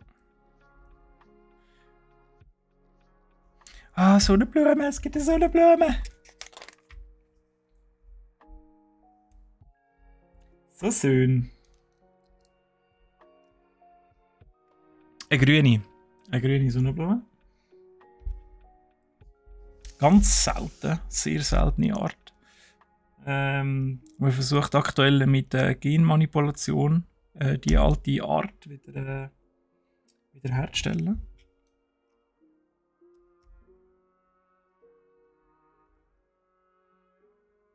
Aber gut, wenn sie noch nicht, ich glaube, wenn sie noch nicht schwarz sind, sind sie wirklich noch ein bisschen grün innen dran. Also wenn sie noch so am Wachsen sind. Das hintere. Okay. Hey, nice! Dann sind wir ja schon wieder, oder? Ein Teil weiter. Wow, das wird richtig lang. Oh, jetzt ist Mr. Krabs runtergefallen. Also voll cool. Ich muss vielleicht noch drehen. Dann sieht man es von der richtigen Seite. Da noch mit diesem Trampolin. Cool.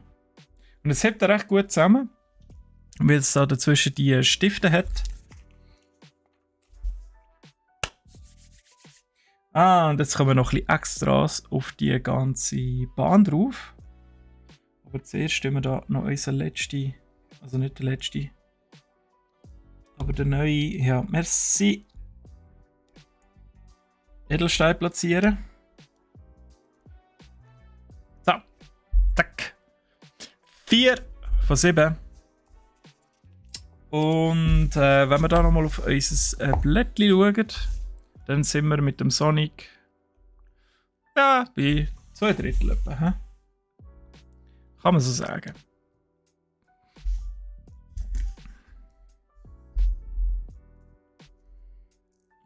Und da den Rest ein bisschen aufhalten.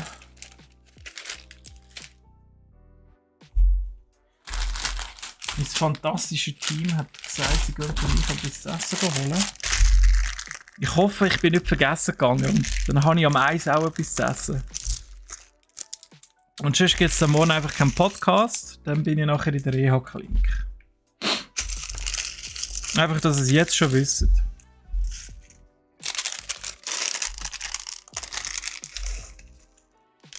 Ich studiere etwas morgen für einen Podcast, weil meine Freundin, Schrägstrich Verlobte, soll mir das sagen, die hat sich auf einen Geburtstag ein kleines so ein Mini-Studio, wie sie gerne singen, so ein Studio gewünscht hatte. So ein Mikrofon und dann da die Schaumstoffwand und Mikrofonständer, ein Audio-Interface. Das habe ich natürlich zusammengesucht, oder? Das ist klar. Und das würde eigentlich super funktionieren für einen Podcast, aber ich kann das nicht übernehmen auf an mein Pult, weil es einfach zu gross ist. Aber es wäre auch vom Sound her gut, aber vielleicht kann ich wenigstens...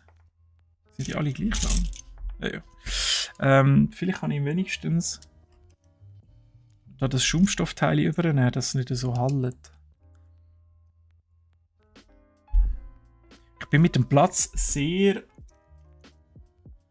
eingeschränkt im Büro, habe ich gemerkt. Ich hätte auch gerne mal noch irgendwann Greenscreen und so. wäre etwas ganz Tolles. Weil dann könnt ihr entsprechend auch ein bisschen Backgrounds verwenden. Vor allem bei den D&D-Streams macht das extrem Sinn. Aber ich hocke im Ecken inne. Also ich kann das vielleicht morgen noch schön zeigen. Ich hocke wirklich im Ecken inne und ich habe keinen Platz. Also ich müsste fast schon die Wand, den Fensterrahmen und das Fensterglas grün malen. Dann würde es gehen. Ich weiss nicht, ob der Vermieter da Freude hat, also die Verwaltung. Hey.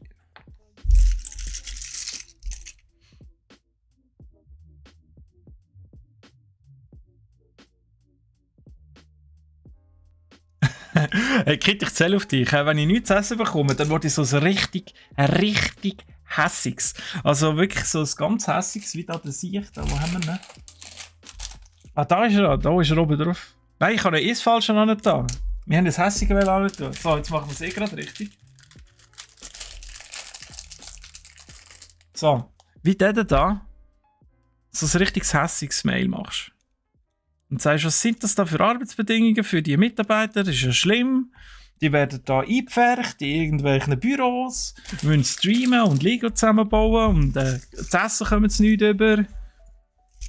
Wir müssen nur bauen. Ganz schlimm. Gerade die Uni auf den Hals setzen. Ja.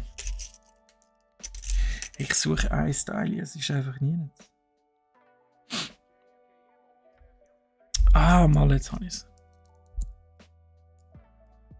Praxpult liefern, ja. Wäre cool. Vor allem so ein, wie heisst es? So ein höhenverstellbares. Also eigentlich wie das. Haben wir. Tatsächlich hier im Büro. Weil dann ist es auch ein bisschen gäbliger zum Streamen zwischendurch. Und für den Ständer und all das Zeug. Also fürs Mikrofon. Wenn wir jetzt das richtig profimässig machen. Und dann könnte ich während dem Arbeiten noch das Laufband. Die Kollegin von mir hat das Laufband unter ihrem Pult. Homeoffice und ein höhenverstellbares Pult. Und dann kann sie durch den Tag durch halt ein bisschen säckeln, oder? Weil ich habe es gemerkt, ich bin eben die letzten 2,5 Jahre eigentlich auch unter anderem im Service gewesen. Und dann hast du einfach zwischen 10.000 bis 25.000 Schritte am Tag. Und das ist schon recht Fitness. Und wenn du nachher nur noch im Büro hockst, dann musst du halt etwas machen. Jetzt habe ich recht eine coole Idee gefunden, muss ich sagen. Und die Laufbänder haben wir natürlich bei brack.ch. Ist ja klar.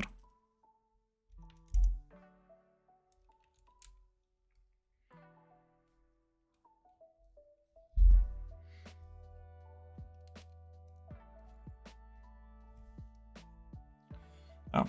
Aber das Erste, was ich die Heime würde upgraden, wäre sicher das Mikrofon. Also das Yeti ist zwar gut, aber die Umwandlung von dem Signal über USB ist halt nicht gleich geil, wie wenn du ein richtiges Mikrofon hast mit XLR über ein Audio-Interface. Und ja, beim Yeti bräuchte ich noch den Popfilter. Ah Mist, den habe ich eigentlich noch bestellen. Um die ganzen Plosives, also die wo man so schön hört, um die besser rauszufiltern. Also für die sich fragen, was wir jetzt gerade machen, wir machen da vorne die Bande hier. Das ist eigentlich schon alles. Ich kann es vielleicht auch mal umdrehen. Jetzt kommt glaube ich auch wieder ein Klebi. Wie viel? Die Lebensanzeige vom Sonic. Und danke vielmals für deinen Support, Kit. Ich weiss das wirklich sehr zu schätzen. Du verteidigst Minderheiten hier. Jetzt sieht man es schon wieder nicht. Es ist schon viel zu lang. So. Okay. Müssen wir das auf der hinteren Seite auch noch machen? Ja. Also habe ich es sowieso umkehren. So wieder einen Schluck Wasser haben. Ah, es windet draussen. Wenn du den Wind siehst, das macht schon Laune, oder? Aber wenn du dann rauskommst und merkst, ah nein, scheiße, es ist 50 Grad heißer Föhn. Wirst nur verarscht vom Sommer. Ich klebe da Teile am Unterarm, wenn ich da reinlange. So. So. Geh jetzt an da. Also ich mache jetzt einfach auf der Hinterseite genau das gleiche wie vorher, da mit dem schwarzen Balken. Nichts sonderlich Spannendes, was ich da wieder verpassen. Oder ich kann es so anlegen.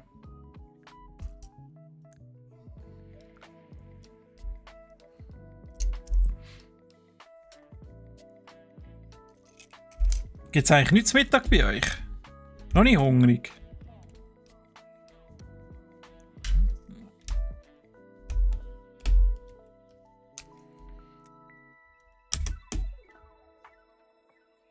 Also das ist ja notwendig, da mit denen sehe ich gerade. Weil dann hebt es halt schon noch mal ein bisschen besser. Jetzt brauche ich wieder so ein schwarzes, kleines. Hä? Ja, doch, da haben wir es. Und noch eins. Bitte. Nein. Das ist schlimm. Das ist schon ein bisschen übernehmen da. Das sehen die ja gar nicht.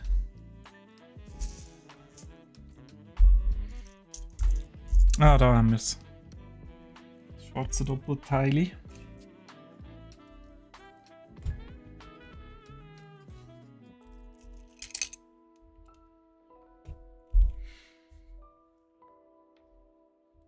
Das letzte sollte ich eigentlich noch schön wegnehmen. Ja, da kommt wieder das Klebe drauf, und zwar das, was ich angeteasert habe, und zwar das Scoreboard.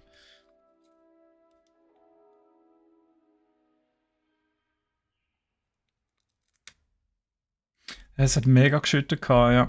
Ja, bitte, immer zu. Tu dich mal platzieren. Was ist dein Anliegen, Kit?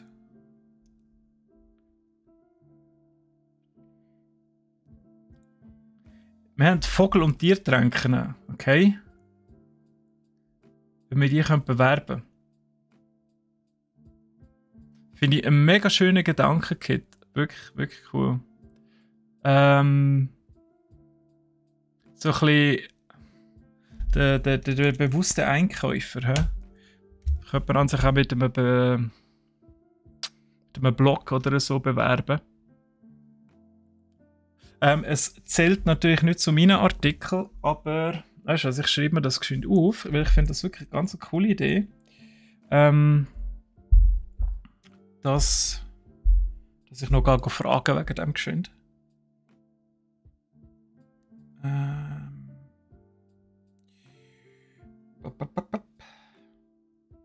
Vogel, Tiertränken, hä? Okay, also ich tue mir das rein. Und dann schaue ich mal, wer die betreut. Und kann mal nachfragen, ob wir da etwas schalten können.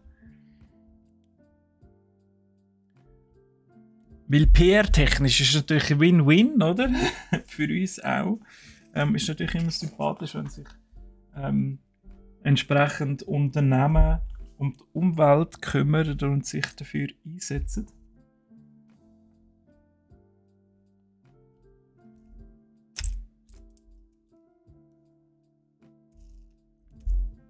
Und wenn sie es natürlich nicht ausschlachten. Also ich finde es, das ist einfach so ein Nebeneffekt. Das ist einfach so. Aber finde ich wirklich ganz, ganz eine schöne Bemerkung. Mal ein bisschen weiterdenkt als nur Umsatz und so. So, jetzt gibt es noch ein bisschen Ringe. Weil der Sonic muss ja etwas haben, das er einsammeln kann.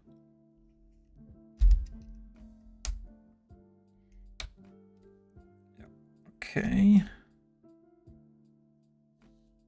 Sind die verschieden groß? Nein, die sind alle gleich. Okay.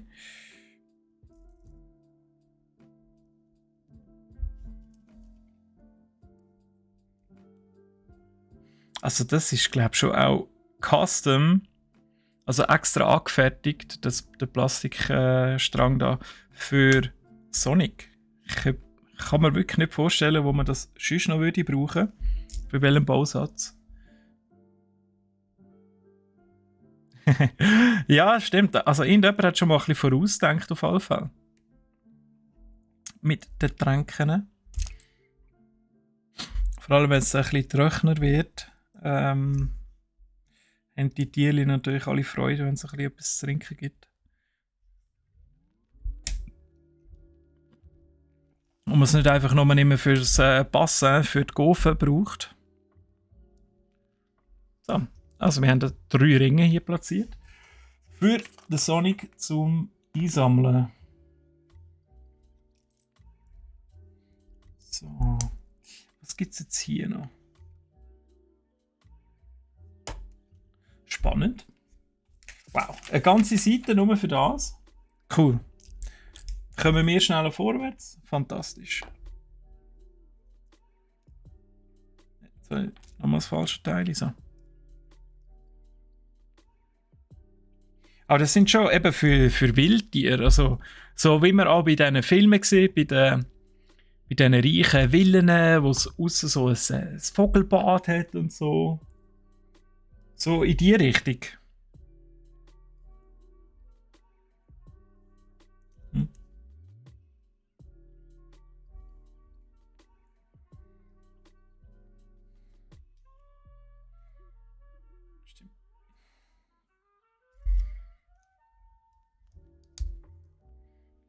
Okay. Was gibt es? Also. Sieht das wie so ein Kanister? Ah, ich glaube, das ist für den Checkpoint. Wo mit dem Sonic, wenn du stirbst, wieder an dem Punkt kannst lossäckeln. Glaube ich. Bin mir nicht zu 100% sicher. Aber doch schon sehr sicher. Oder wie der Wechsel ja auch von da eben von blau auf rot. Wie wir gerade sehen. Also ist er so und dann wechselt er. Buck, buck.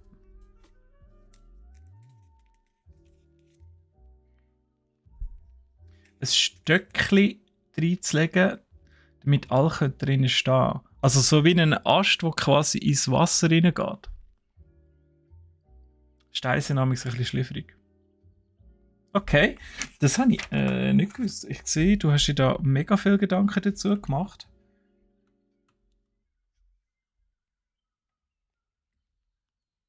Ich könnte wirklich irgendwie so einen kleinen Beitrag schreiben oder so und noch schreiben, hey, mega cool, wenn ihr das bei uns kauft, ihr unterstützt damit ein bisschen die freie Natur und die Tiere, die dort leben. Schaut doch einfach auch, dass ihr noch die Tränke dann ein Steckchen reinlegen, eben, dass sie draufhocken und von dort her trinken und nicht, dass sie abrutschen und noch halb versaufen. Ja, okay. Okidoki. Also ich kann natürlich nichts versprechen, wie gesagt, das sind nicht meine Artikel. Da hat halt der jeweilige Product Manager die Macht drüber. Aber bei so einer sympathischen Idee sehe ich da nicht grosses Problem.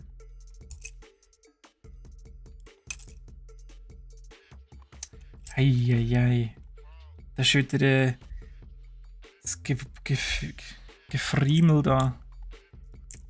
So.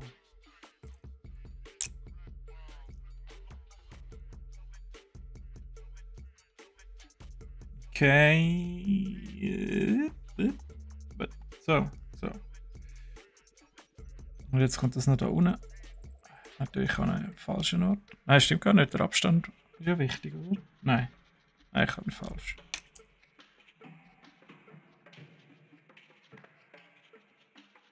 Also, irgendetwas habe ich falsch gemacht. Moment. Moment. Ich glaube. Ah, der kommt oben dran. Ja, jetzt check ich's. Okay. So. So, hä?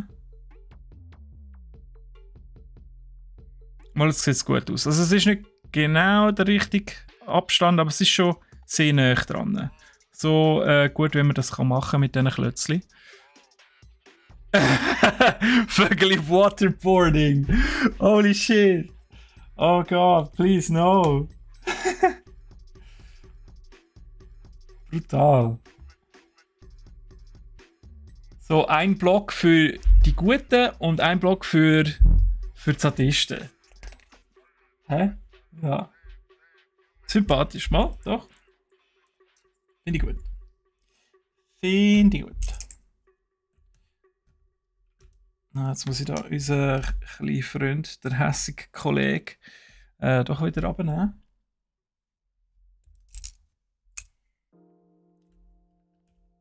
Jetzt auf der richtigen Seite, ja. Okay. Ja, wenn du nicht willst, dann nehme ich halt den anderen.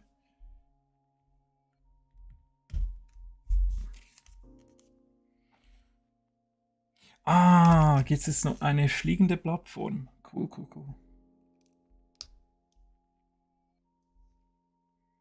Mhm. So. Also, ich hoffe, wir werden jetzt noch fertig mit dem, weil wir sind schon näher dran. Das wäre also mein Ziel für heute, weil dann können wir nächstes Mal nämlich mit etwas ganz Neuem anfangen. Nächsten Donnerstag.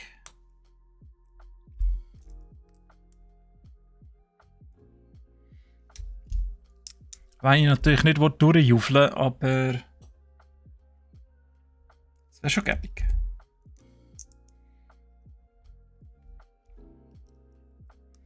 Es sieht gut aus, dass es perfekt aufgeht.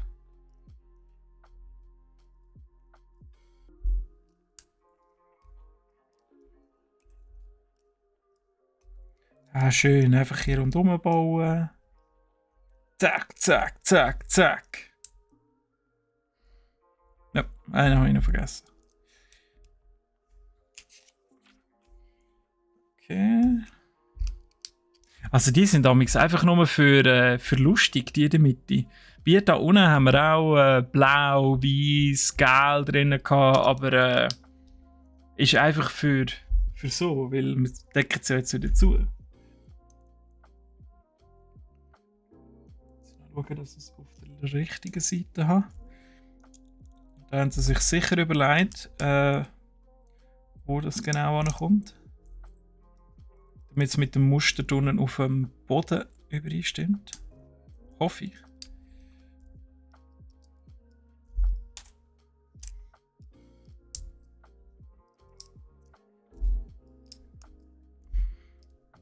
Hey, richtiger Turbo drin, hey. Yeah. Bam. Mhm. Und das kommt. Und das Grüne kommt da. Okay. Cool. Eine schwebende Insel. Eine Insel. Ist cool, hä? Also, es ist sehr in die Länge gezogen, der Bausatz, aber also, es sieht einfach aus wie so ein Sonic-Level. Wirklich Attention to Detail 100%. So, jetzt müssen wir noch irgendwie die Grauen da verbrauchen. Ja, bin wirklich vorangekommen. Also wir sind jetzt da auch beim Sonic da, sind wir bei 3/4 etwa. Und wenn ich jetzt noch ein bisschen Gutzi gebe, dann kommen wir da sicher gut voran.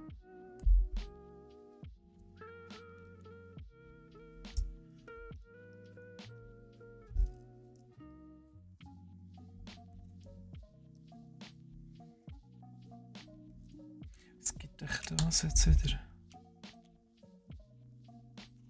Ah, den müssen wir zweimal bauen. Okay. Sehen die noch, was ich baue? Ich sehe fast nicht, was ich baue. He? Also ich habe jetzt so einen grauen Knubbel gebaut. Das ist alles. Das muss ich da halt vielleicht ein bisschen über... So. Es ist egal, wo ich produziere. Es ist sowieso doof.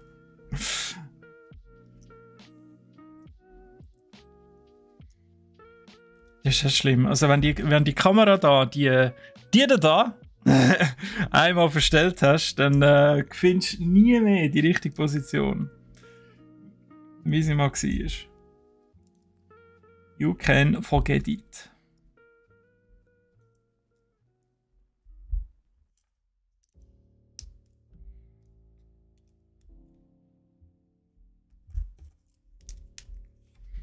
So, nächste Seite. Das gibt kleine Computerlis. Okay. Sind das Power-Ups? Also da, wir sagen jetzt eigentlich, das sind Computer. Also da kommen jetzt vorne kommt so eine graue Platte drauf, wie da oben. Und die hat nachher im Display innen so die Bilder da innen. Also die Schuhe oder da, keine Ahnung, das Portal. Das sieht aus wie Heilig, Ring und der Sonic. Wenn wir jetzt Sonic-Profis hätten, die könnten das sicher sagen. Ich nehme jetzt einfach den Sonic, weil der Sonic, also wir müssen die alle aufkleben.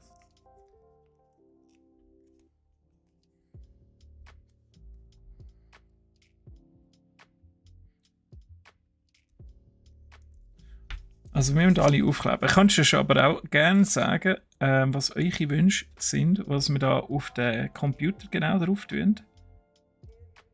Was er im Display soll haben. Vielleicht sieht man es hier. Ich tue die da so. Einmal Sonic, einmal Ring. Dann haben wir jetzt so etwas wie Sternli.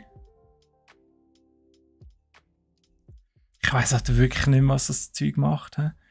Dann kommt so etwas wie ein Portal.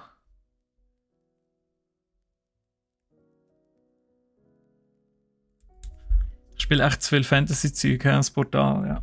Gut. Und am Sonic seine Schuhe inklusive der weißen Socken. Weil der Sonic ist ja Aargauer, wie man weiß. Und als Igel hat er natürlich gerne Rüebli. Verständlich. Gut. Und sonst nehmen wir einfach mal Sonic, because Sonic. Die kann man auch immer noch auswechseln, also es kommt überhaupt nicht drauf an. Und dann nehmen wir hier noch die Ringe. Cool. Und die kommen irgendwo oben drauf. Mhm.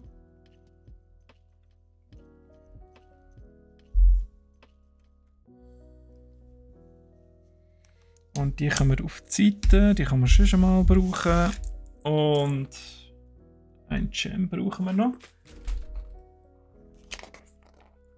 Yeah! Dann gibt es schon den zweitletzten Edelstein für den Sonic. Und dann haben wir eigentlich schon bald alles. Jetzt kommt noch der Dr. Robot. Der Name ist mir jetzt wirklich spontan wieder eingefallen. So lange umgestudiert, wie er heisst. Also ich hoffe, es stimmt, das ist der. Und Dr. Robot ist nicht der von Mega Man. Aber der heisst glaube ich anders, oder? Rüebli sind fein und noch besser, wenn die Rüebli in einem Kuchen drin sind. So in einem sogenannten Aargauer Rüebli-Kuchen. Fantastisch. So, wirklich ganz viel Vitamin R in einem Dessert rein. Was gibt's Besseres? Da kann ich aber nicht schnell machen, glaube ich. Oder? Moment.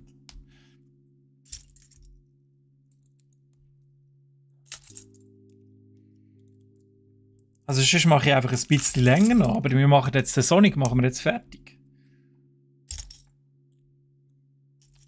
Ich laufe nicht da raus, bevor der Sonic nicht fertig ist. Ich weiss nicht, wer streamt. Was ist im Schedule drin? Ist Steffi näher dran? Nein, die macht am Dienstag ist es aber nach mir gewesen.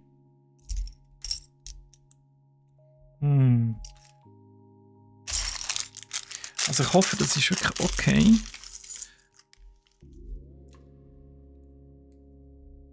Der Eggman! Ah! Dann ist Westen der Dr. Robot. Ist der wirklich Mega Man? Oder ist... Ah ja, also... Eggman ist Sonic, hä? Gut. Der Eggman. Oder einfach der Dr. Robot, der gibt es gar nie jetzt vielleicht. Und danke Caro, dass du mir da ausgeholfen hast. Mega peinlich. Ich weiss nicht mal, was ich zusammenbaue.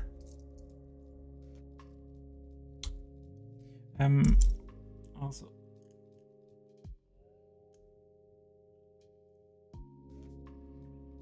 Ich schaue jetzt nur so lange da drauf, weil die Darstellung ein bisschen verwirrend ist. Zum einen Punkt so aussieht, das hat jetzt 2 graue Blättchen, aber das hat effektiv nur 1. Das sehe ich natürlich mit meinen scharfen Rüebli-Augen. Bin ich am Morgen aufgewachsen.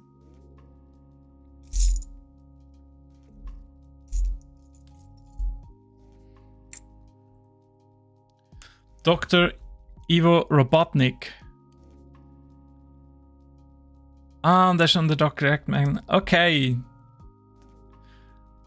Ein guter alter Kollege von mir ist Ivo. Heißt im Deutsch auch noch anders. Okay. Robotnik. Ich weiss nicht, wie ich den genannt habe. Aber ich also nicht so viel spielen, außer beim Kollegen daheim. Ich glaube, das war mir auch wirklich wurscht, wie der heisst.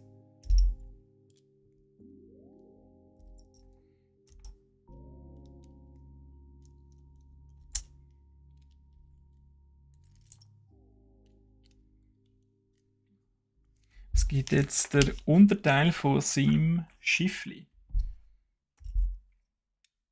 Höchstwahrscheinlich.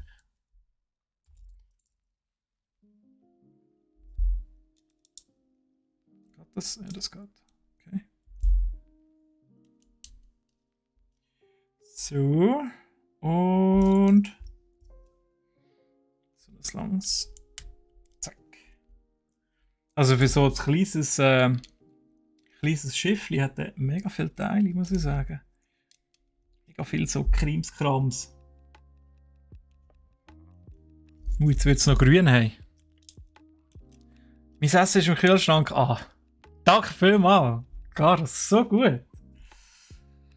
Ah, Kudos to you. Du hast mein Leben gerettet. Und ich werde das nie vergessen. Grosse Taten werden vollbracht an diesem Donnerstagmittag. Wenn die Chefin schaut, dass du nachher etwas zu essen hast.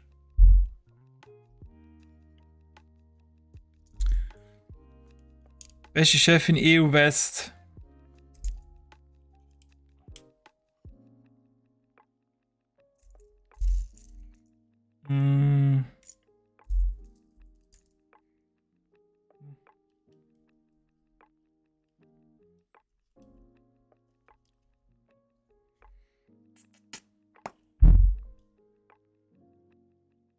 So. Gib mir die Suche nach diesen Teilen. So. Die gleichen Teile 2 Kilometer voneinander weg. Und dann natürlich noch am falschen Ort drauf. Fantastisch. Habe ich gern. Okay. So, ja, so sieht es gut aus. Das machen wir da oben noch zu.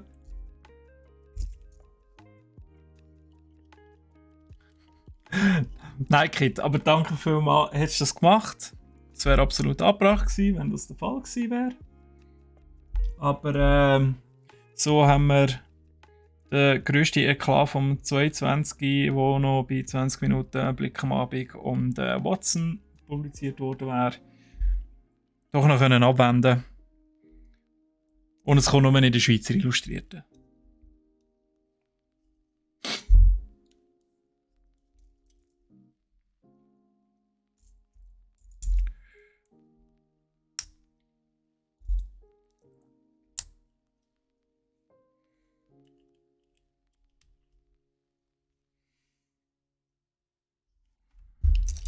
Jetzt muss ich das sogar auf die Seite legen. Hey. Jetzt wird schon so komplex. Boah, da hat es noch Flammen nachher. Woo! Mega. Aber die roten fehlen mir. Da. 1 und 2.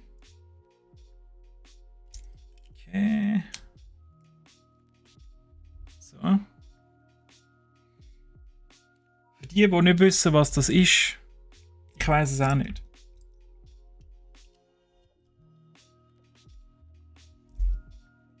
Sehr schönes Blau. Also, es ist ein bisschen hell in der Webcam, aber es ist auch ein bisschen dunkler in echt. Und so dunkles Blau finde ich sehr sexy. Noch mit dem Gel daneben, Lieblingsfarbe. Top! Daumen auf für alle Designer, die da dran gearbeitet haben. Farbcomposition on point.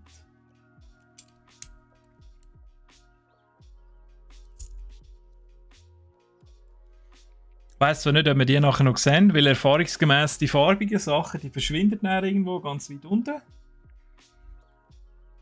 Die haben keine hohe Priorität. Schauen wir mal.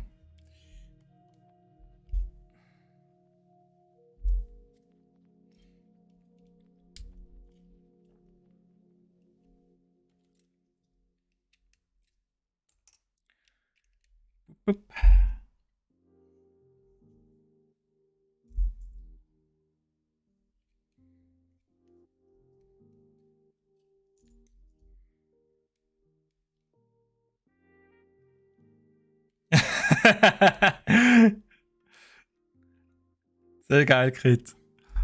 Der Chef von der Uni auf der Kurzwahl. Wer nicht? Alle Arbeitnehmer, oder? Und die Arbeitgeber ihren Rechtsschutz auf der Kurzwahl. Irgendwo noch so ein Gels. Ein kleines. Da. Und das kommt. So. Ja.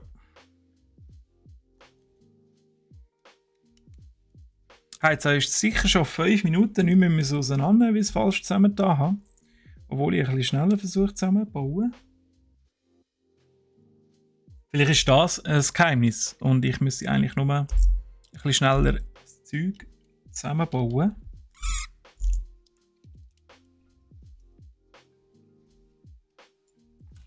Weil Stress bringt Fokus.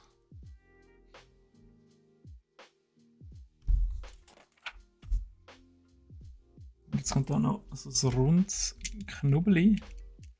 Da in die Mitte. Damit das da auch ein bisschen anständig aussieht.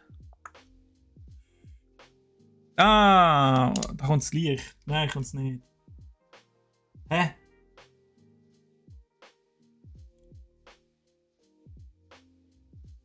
Ah, Moment. Ja, das hat natürlich da einen Stift. So. Jetzt passt es da wunderbar drauf. Und jetzt haben wir vorne an seinem Schiffli haben wir das Licht. Jetzt müssen wir wieder drehen. Und jetzt gibt es noch ein Cockpit. Das habe ich vorhin mal da gesehen. Da schön mit Umdrehungen pro Minute, oder? Dem Stand vom Turbocharger, der noch drinnen ist, Geschwindigkeit, Luftdruck, Alles dabei.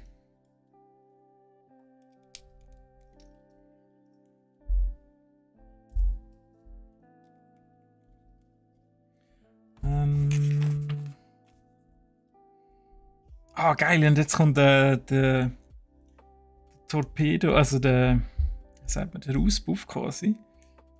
Mit Feuer. So geil. Also das ist mal cool. Zack. Jetzt haben wir da hinten wirklich schon richtigen Flammenausstoß da bis im Schiffli. Nice. So, das kommt jetzt kurz auf die Seite, gemäß Anleitung.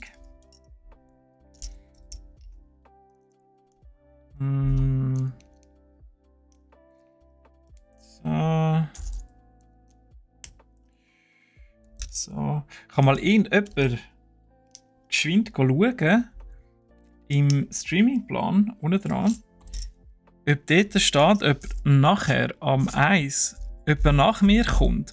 Weil, ganz ehrlich, ich habe es vergessen jetzt in der Zwischenzeit in der Ferien. Ich hätte noch vorher schauen. Wenn jemand nachher kommt, müssen die Person sich geschwind gedulden. Please. Ich muss das noch fertig machen.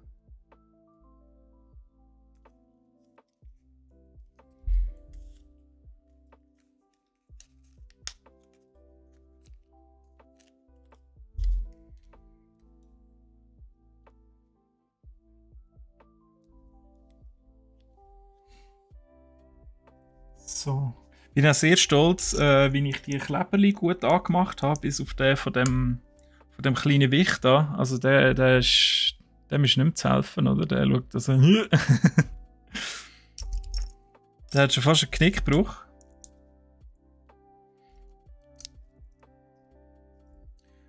Aber sonst nicht schlecht angebracht. Doch. Freitag 14 Uhr. Wo sieht man den? Den werde ich gerade unten dran abgescrollt bei Twitch. Sollte dort eigentlich der Schedule stehen, was nachher geplant ist. Aber dann ist ja gut, wenn niemand nachher kommt. Und sonst muss die Person einfach geschwind warten. So einfach ist das.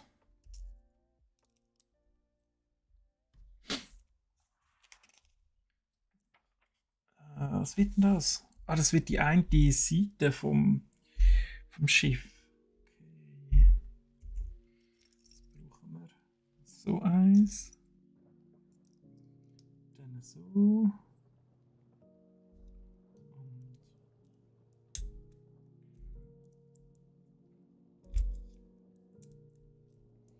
Okay.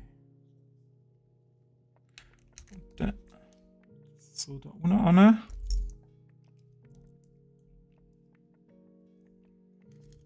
Und dann haben wir da die eine Seite vom Schiff.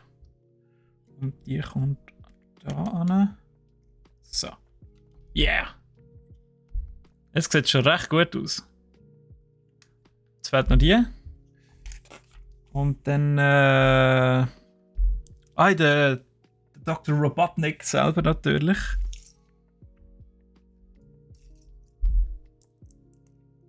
Den müssen wir auch noch machen.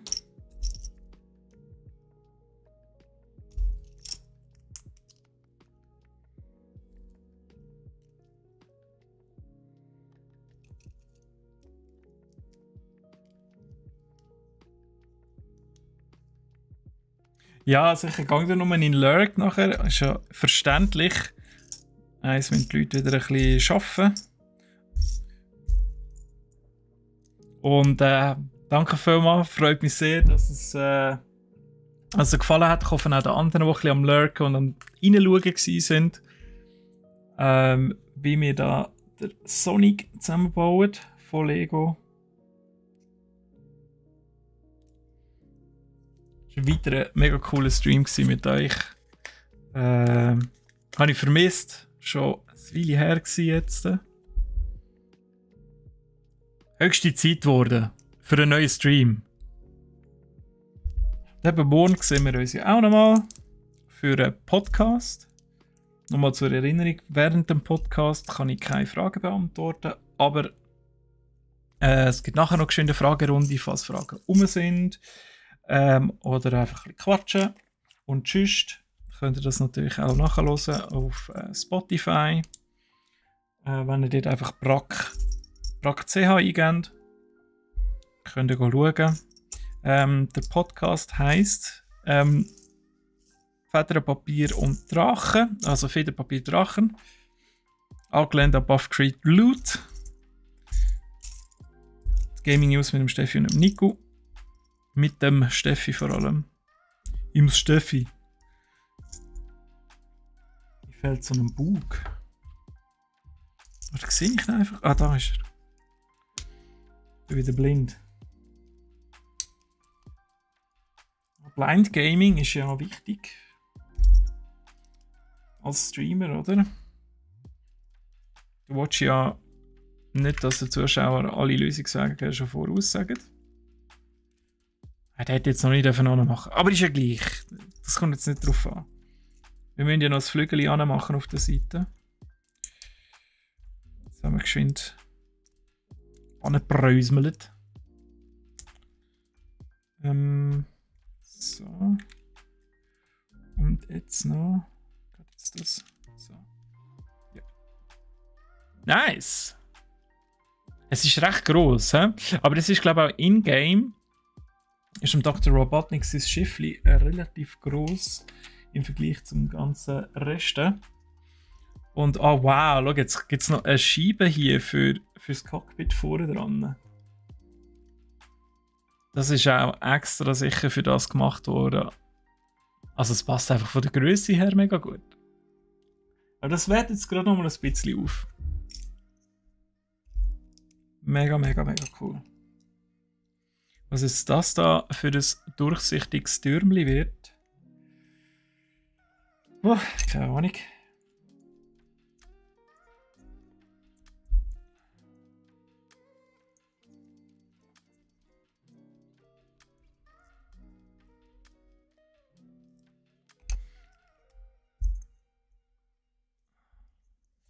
Ich muss da ein bisschen reindrücken.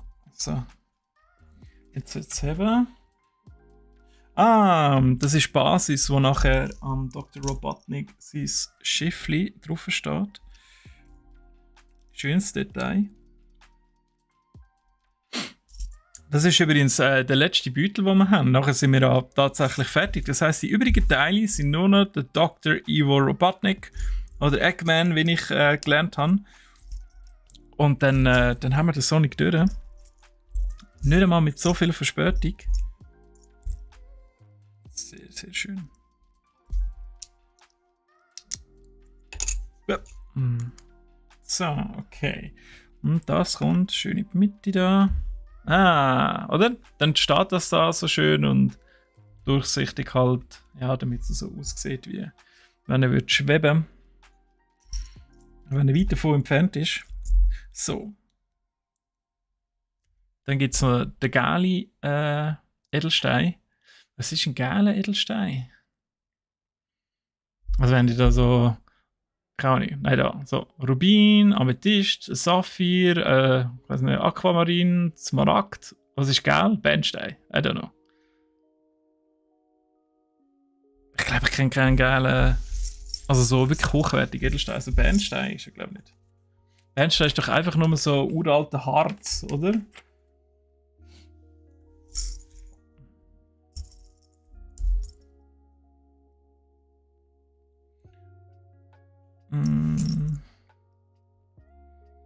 Dr. Robotnik, sehr cool. Also da ist also schon sein Kopf. Finde ich toll. Finde ich wirklich toll.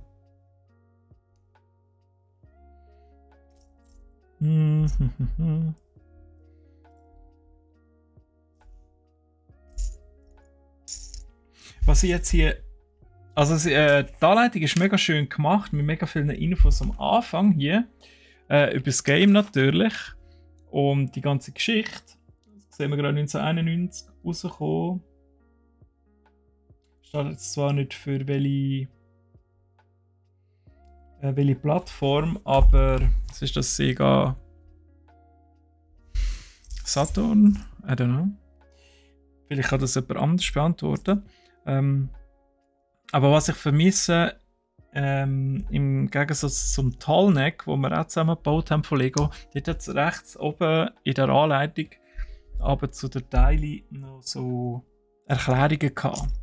Also zum Beispiel oder nein, bei den Orchideen ist das gewesen. Wenn es das Teil das erste Mal gegeben hat, zum Beispiel.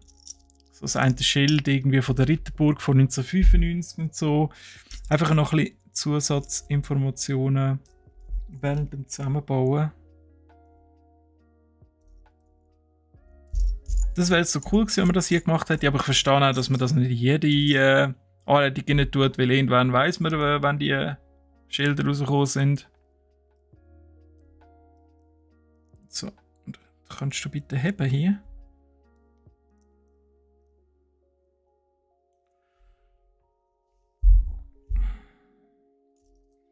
Jetzt gibt es hier noch die Halterungen für seine Arme, sehr wahrscheinlich.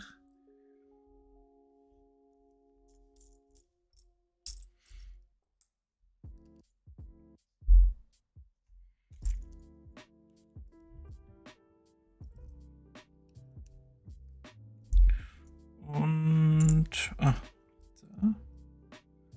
So ein Halbrunds.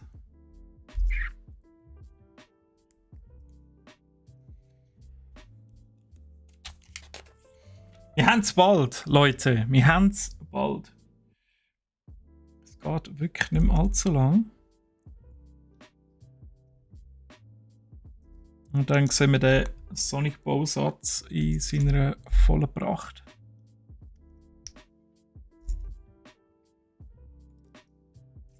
Jetzt machen wir gerade das Bein und das sieht, es sieht also so witzig aus. Mit seinem überdimensionalen, spitzigen Schuh hier. Aber er hat ja wirklich die elendslangen Stiefel. Also er hat eindeutig so einen Lederfetisch, der Dr. Robotnik, oder? Also bei so langen Lederstiefeln muss eindeutig ein Fetisch dahinter sein.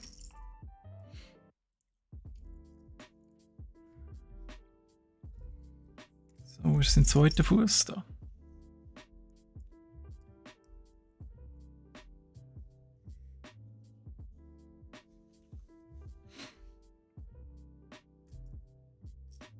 Das Röhrchen da.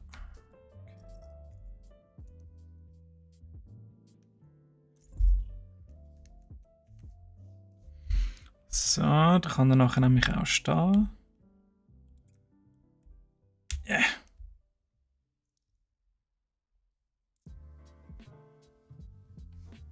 Cool. Ah, der kann da wirklich auch drinnen stehen. Also wenn man da rein schaut, dann hat sie da so die Bank oder so und da kann man ihn dann wirklich drauf aufsetzen. Also dass er auch wirklich drinnen steht. Toll. Toll, toll, toll.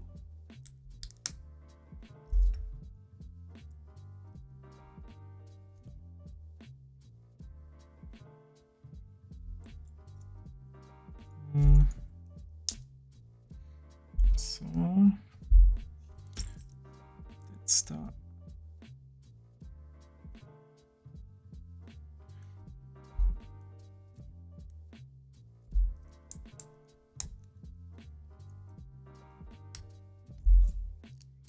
Sind es halt nochmal viele kleine Teile, ja? Darum zieht sich das ein bisschen. Jetzt gibt es da noch eine schöne Ferrari-rote Motorhaube vorne drauf.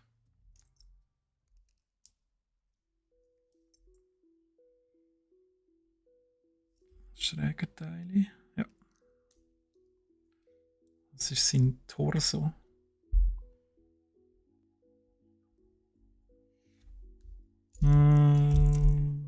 So.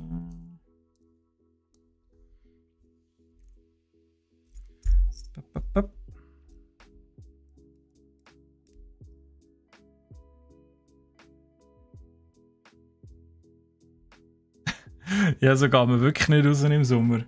Also mit diesen Stiefeln. Das ist ja Suizid, hey. Oder? Und es ist cool, weil da oben, also das ist ja der Torso. Also er hat wahrscheinlich lange Stiefel und lange Lederhosen.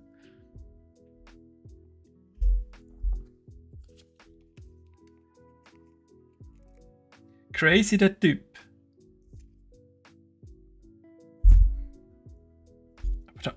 Moment. Irgendwie habe ich das jetzt gleich nicht ganz richtig. So weit führen.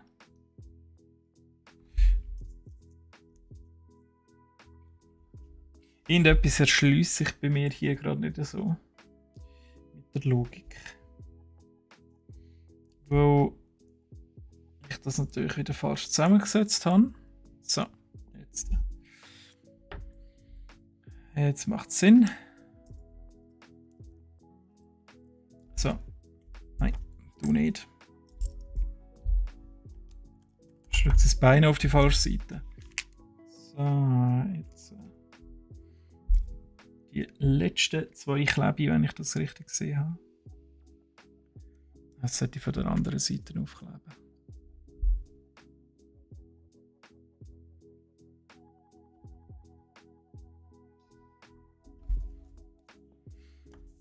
Mhm. Was sind die Löcher eigentlich bei ihm? Sind das Hosenträgerlöcher?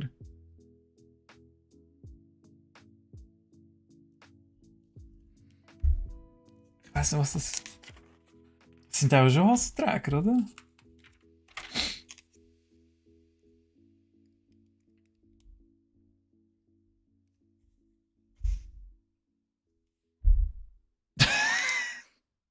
Also es sieht jetzt schon aus wie ein Männchen. Da ist der Hut, da sind die Augen. Und es hat einfach so überdimensionale Stiefel. Oder es läuft auf der Hand. Eins von beiden. Schrecklich.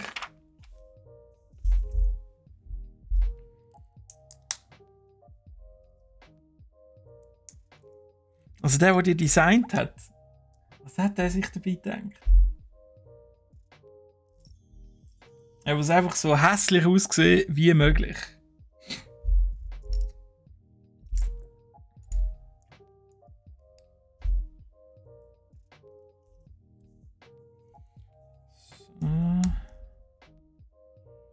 So wirklich stabil ist der Robotnik jetzt noch nicht, aber ich nehme an, am Schluss beim Zusammensetzen.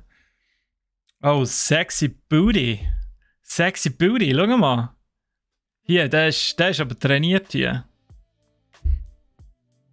Never skip the leg day. Also, mal der untere Teil hat er nie trainiert, aber hier, hä?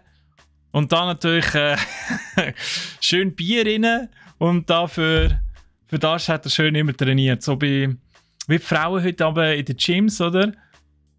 Nur für den Arsch trainieren. Sonst nichts. Das Wichtigste. Wie die Männer auch nur die Bizeps. Also nicht alle, aber bei den Frauen nicht alle. Natürlich. Aber sieht man einfach schon häufig. Auffallend häufig.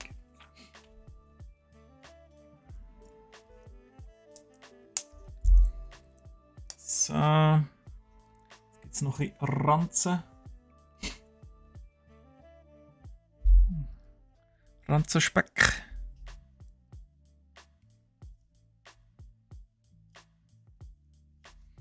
Also der hat sein Körperfett wirklich verteilt zwischen Ranzen und Rücken. So Papa Moll-Style. Einfach so rund.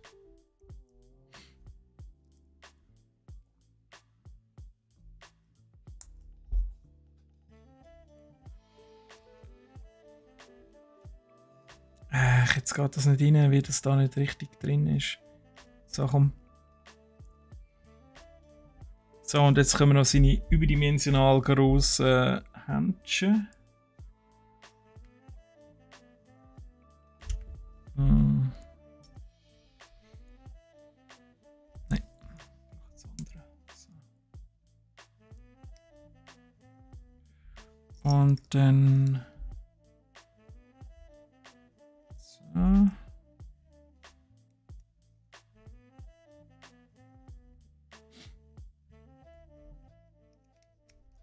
Yeah! Also sind richtig mächtige Händchen. Richtig mächtig. Und die kommen jetzt da so eingeklinkt. Sieht witzig aus. Kommt gut. Kommt gut. So. Das ist ein linker Arm.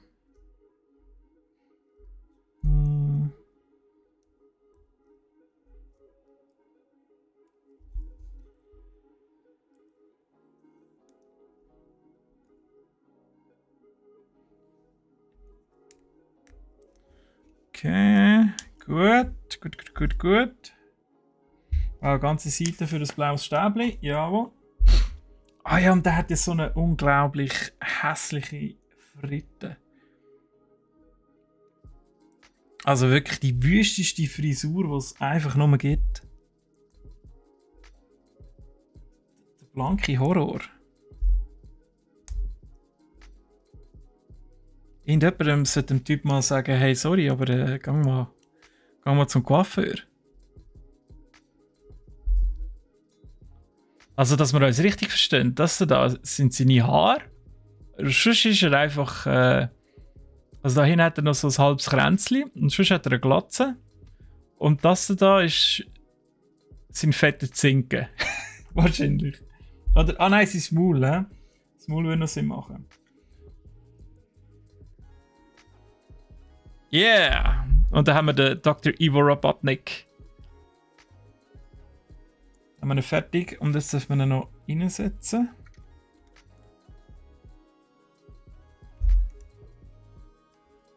Wow, der ist riesig. Und jetzt haben wir da unten auch nochmal am Ende haben wir ein paar Ringe gesammelt, so wie es aussieht, weil wir wahrscheinlich am Ende sind. Jetzt gibt es nämlich den letzten Edelstein hier drin. So, den Diamant haben wir noch bekommen. Und ja, jetzt kann man sogar ein bisschen damit spielen, wenn man das würde wollen. Scheinbar kann man nämlich der Sonic da vorne draufstellen. Und dann oh, jetzt ist er natürlich genau in die Ringe reingekumpelt, oder? Ach. So, komm jetzt. Einmal. Die Ringe sind durch.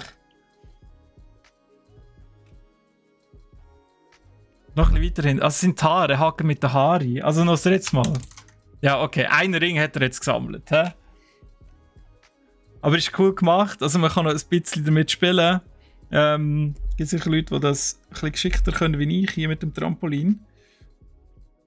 Und sonst, wir haben noch unsere kleine hässige Dr. Robotnik-Bombe hier. Die werden Jeans auch noch ein bisschen verteilt hier. Aber die kann man eigentlich auch nicht tun, wie man lustig ist. Der Sonic wäre eigentlich hier am Anfang. So, tun wir doch den mal an.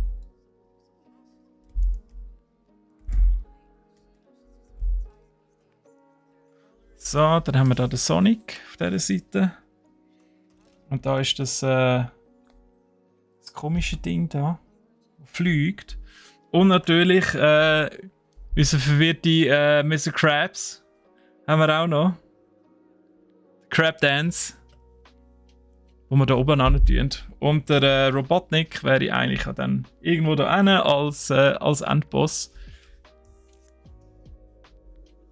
Ich tue das da mal ein bisschen geschwind auf die Seite. Also, man sieht jetzt das alles ein bisschen hier beieinander. Es ist ein mega schönes Set. Gefällt mir wirklich sehr gut. Hat extrem viel Spaß gemacht. Das ist natürlich cool, jetzt noch ein bisschen Playability mit dem Trampolin hier, mit dem Checkpoint, wo man eigentlich kann drehen kann. Es hat auch die Computer, die man kaputt machen kann. Ah, no, jetzt bin ich über den Mr. Krabs drüber gefahren. No! Okay, alles gut. Er ist safe. Die man vorhin auch noch ersetzen hier mit diesen ganzen Bildschirmen. Finde ich sehr cool. Ich finde auch lässig mit dem mit dem Fortschritt, den man messen kann mit diesen Edelsteinen, wo man sieht, wie weit ist man schon. Auch der Sonic, der natürlich hilft, unten dran bei der Anleitung, die immer weiter vorne läuft. Da ist er, da unten. Cool gemacht. Sieht sehr schön aus, auch von der Rückseite her. Tschüss Sonic. Hey, es geht alles runter. Aber das ist nicht alles befestigt, man soll ja auch ein bisschen damit spielen. Wir haben hier noch Highscores und die ganzen Ringe, die fliegen. Richtig schön. Auch ein bisschen bewegliche Teile noch dabei. Und es sieht halt einfach aus wie damals so ein Level. Und ein kleines Highlight ist sicher hier der überdimensional grosse Dr. Robotnik. Macht sehr eine gute, schöne Gattung. Er ist genau gleich komisch proportioniert wie in den Spielen. Super, super Set hier von Lego. Sonic the Hedgehog offiziell auch lizenziert. Ich würde es euch empfehlen, dass ihr, wenn ihr etwas Kleineres sucht, wo ihr eben so die 3 Stunden zusammenbauen. Bei mir ist es jetzt etwa 3,5. 3 Stunden ist es etwa gegangen, 3,5. Cool. Gut, wenn ihr natürlich nicht schnurrt, geht es in 2 Stunden. Kann ich nur eine Empfehlung, findet ihr eben auf brack.ch. Und sonst, was das für heute mit Klemmbausteinen. Ich habe gehört, am 2 geht es dann weiter. Im nächsten Stream. Und wir sehen uns morgen wieder am 11 Uhr für einen Podcast. Die zuschalten und sonst dürfen, wie gesagt, sehr gerne auf Spotify schauen, sobald das Podcast draußen ist. Der erste könnt ihr natürlich auch schon hören. Der ist schon bereits released. Ja, und dann bleibt mir nur noch, euch ganz einen schönen, tollen Nachmittag zu wünschen und mich bei euch zu bedanken. Es war schön erfrischend gewesen und hat mir Spass gemacht, mit euch zusammen ein bisschen zu klötzeln. Und das nächste Mal haben wir etwas Größeres. Aber wir schauen doch das nächste Mal, was wir dann genau zusammenbauen. Das braucht sicher ein bisschen mehr Zeit, aber die haben wir. Da freue ich mich. Scheibe verpasst. Ah ja, sorry. Sonic ist nice. Hast du auch? Okay, ja gut. Dann weißt du, wie das geht. Wie das zusammen zu bauen ist. Aber ja, wir haben fertig und machen jetzt eigentlich fertig. Darum, ganz einen schönen Nachmittag wünsche ich euch.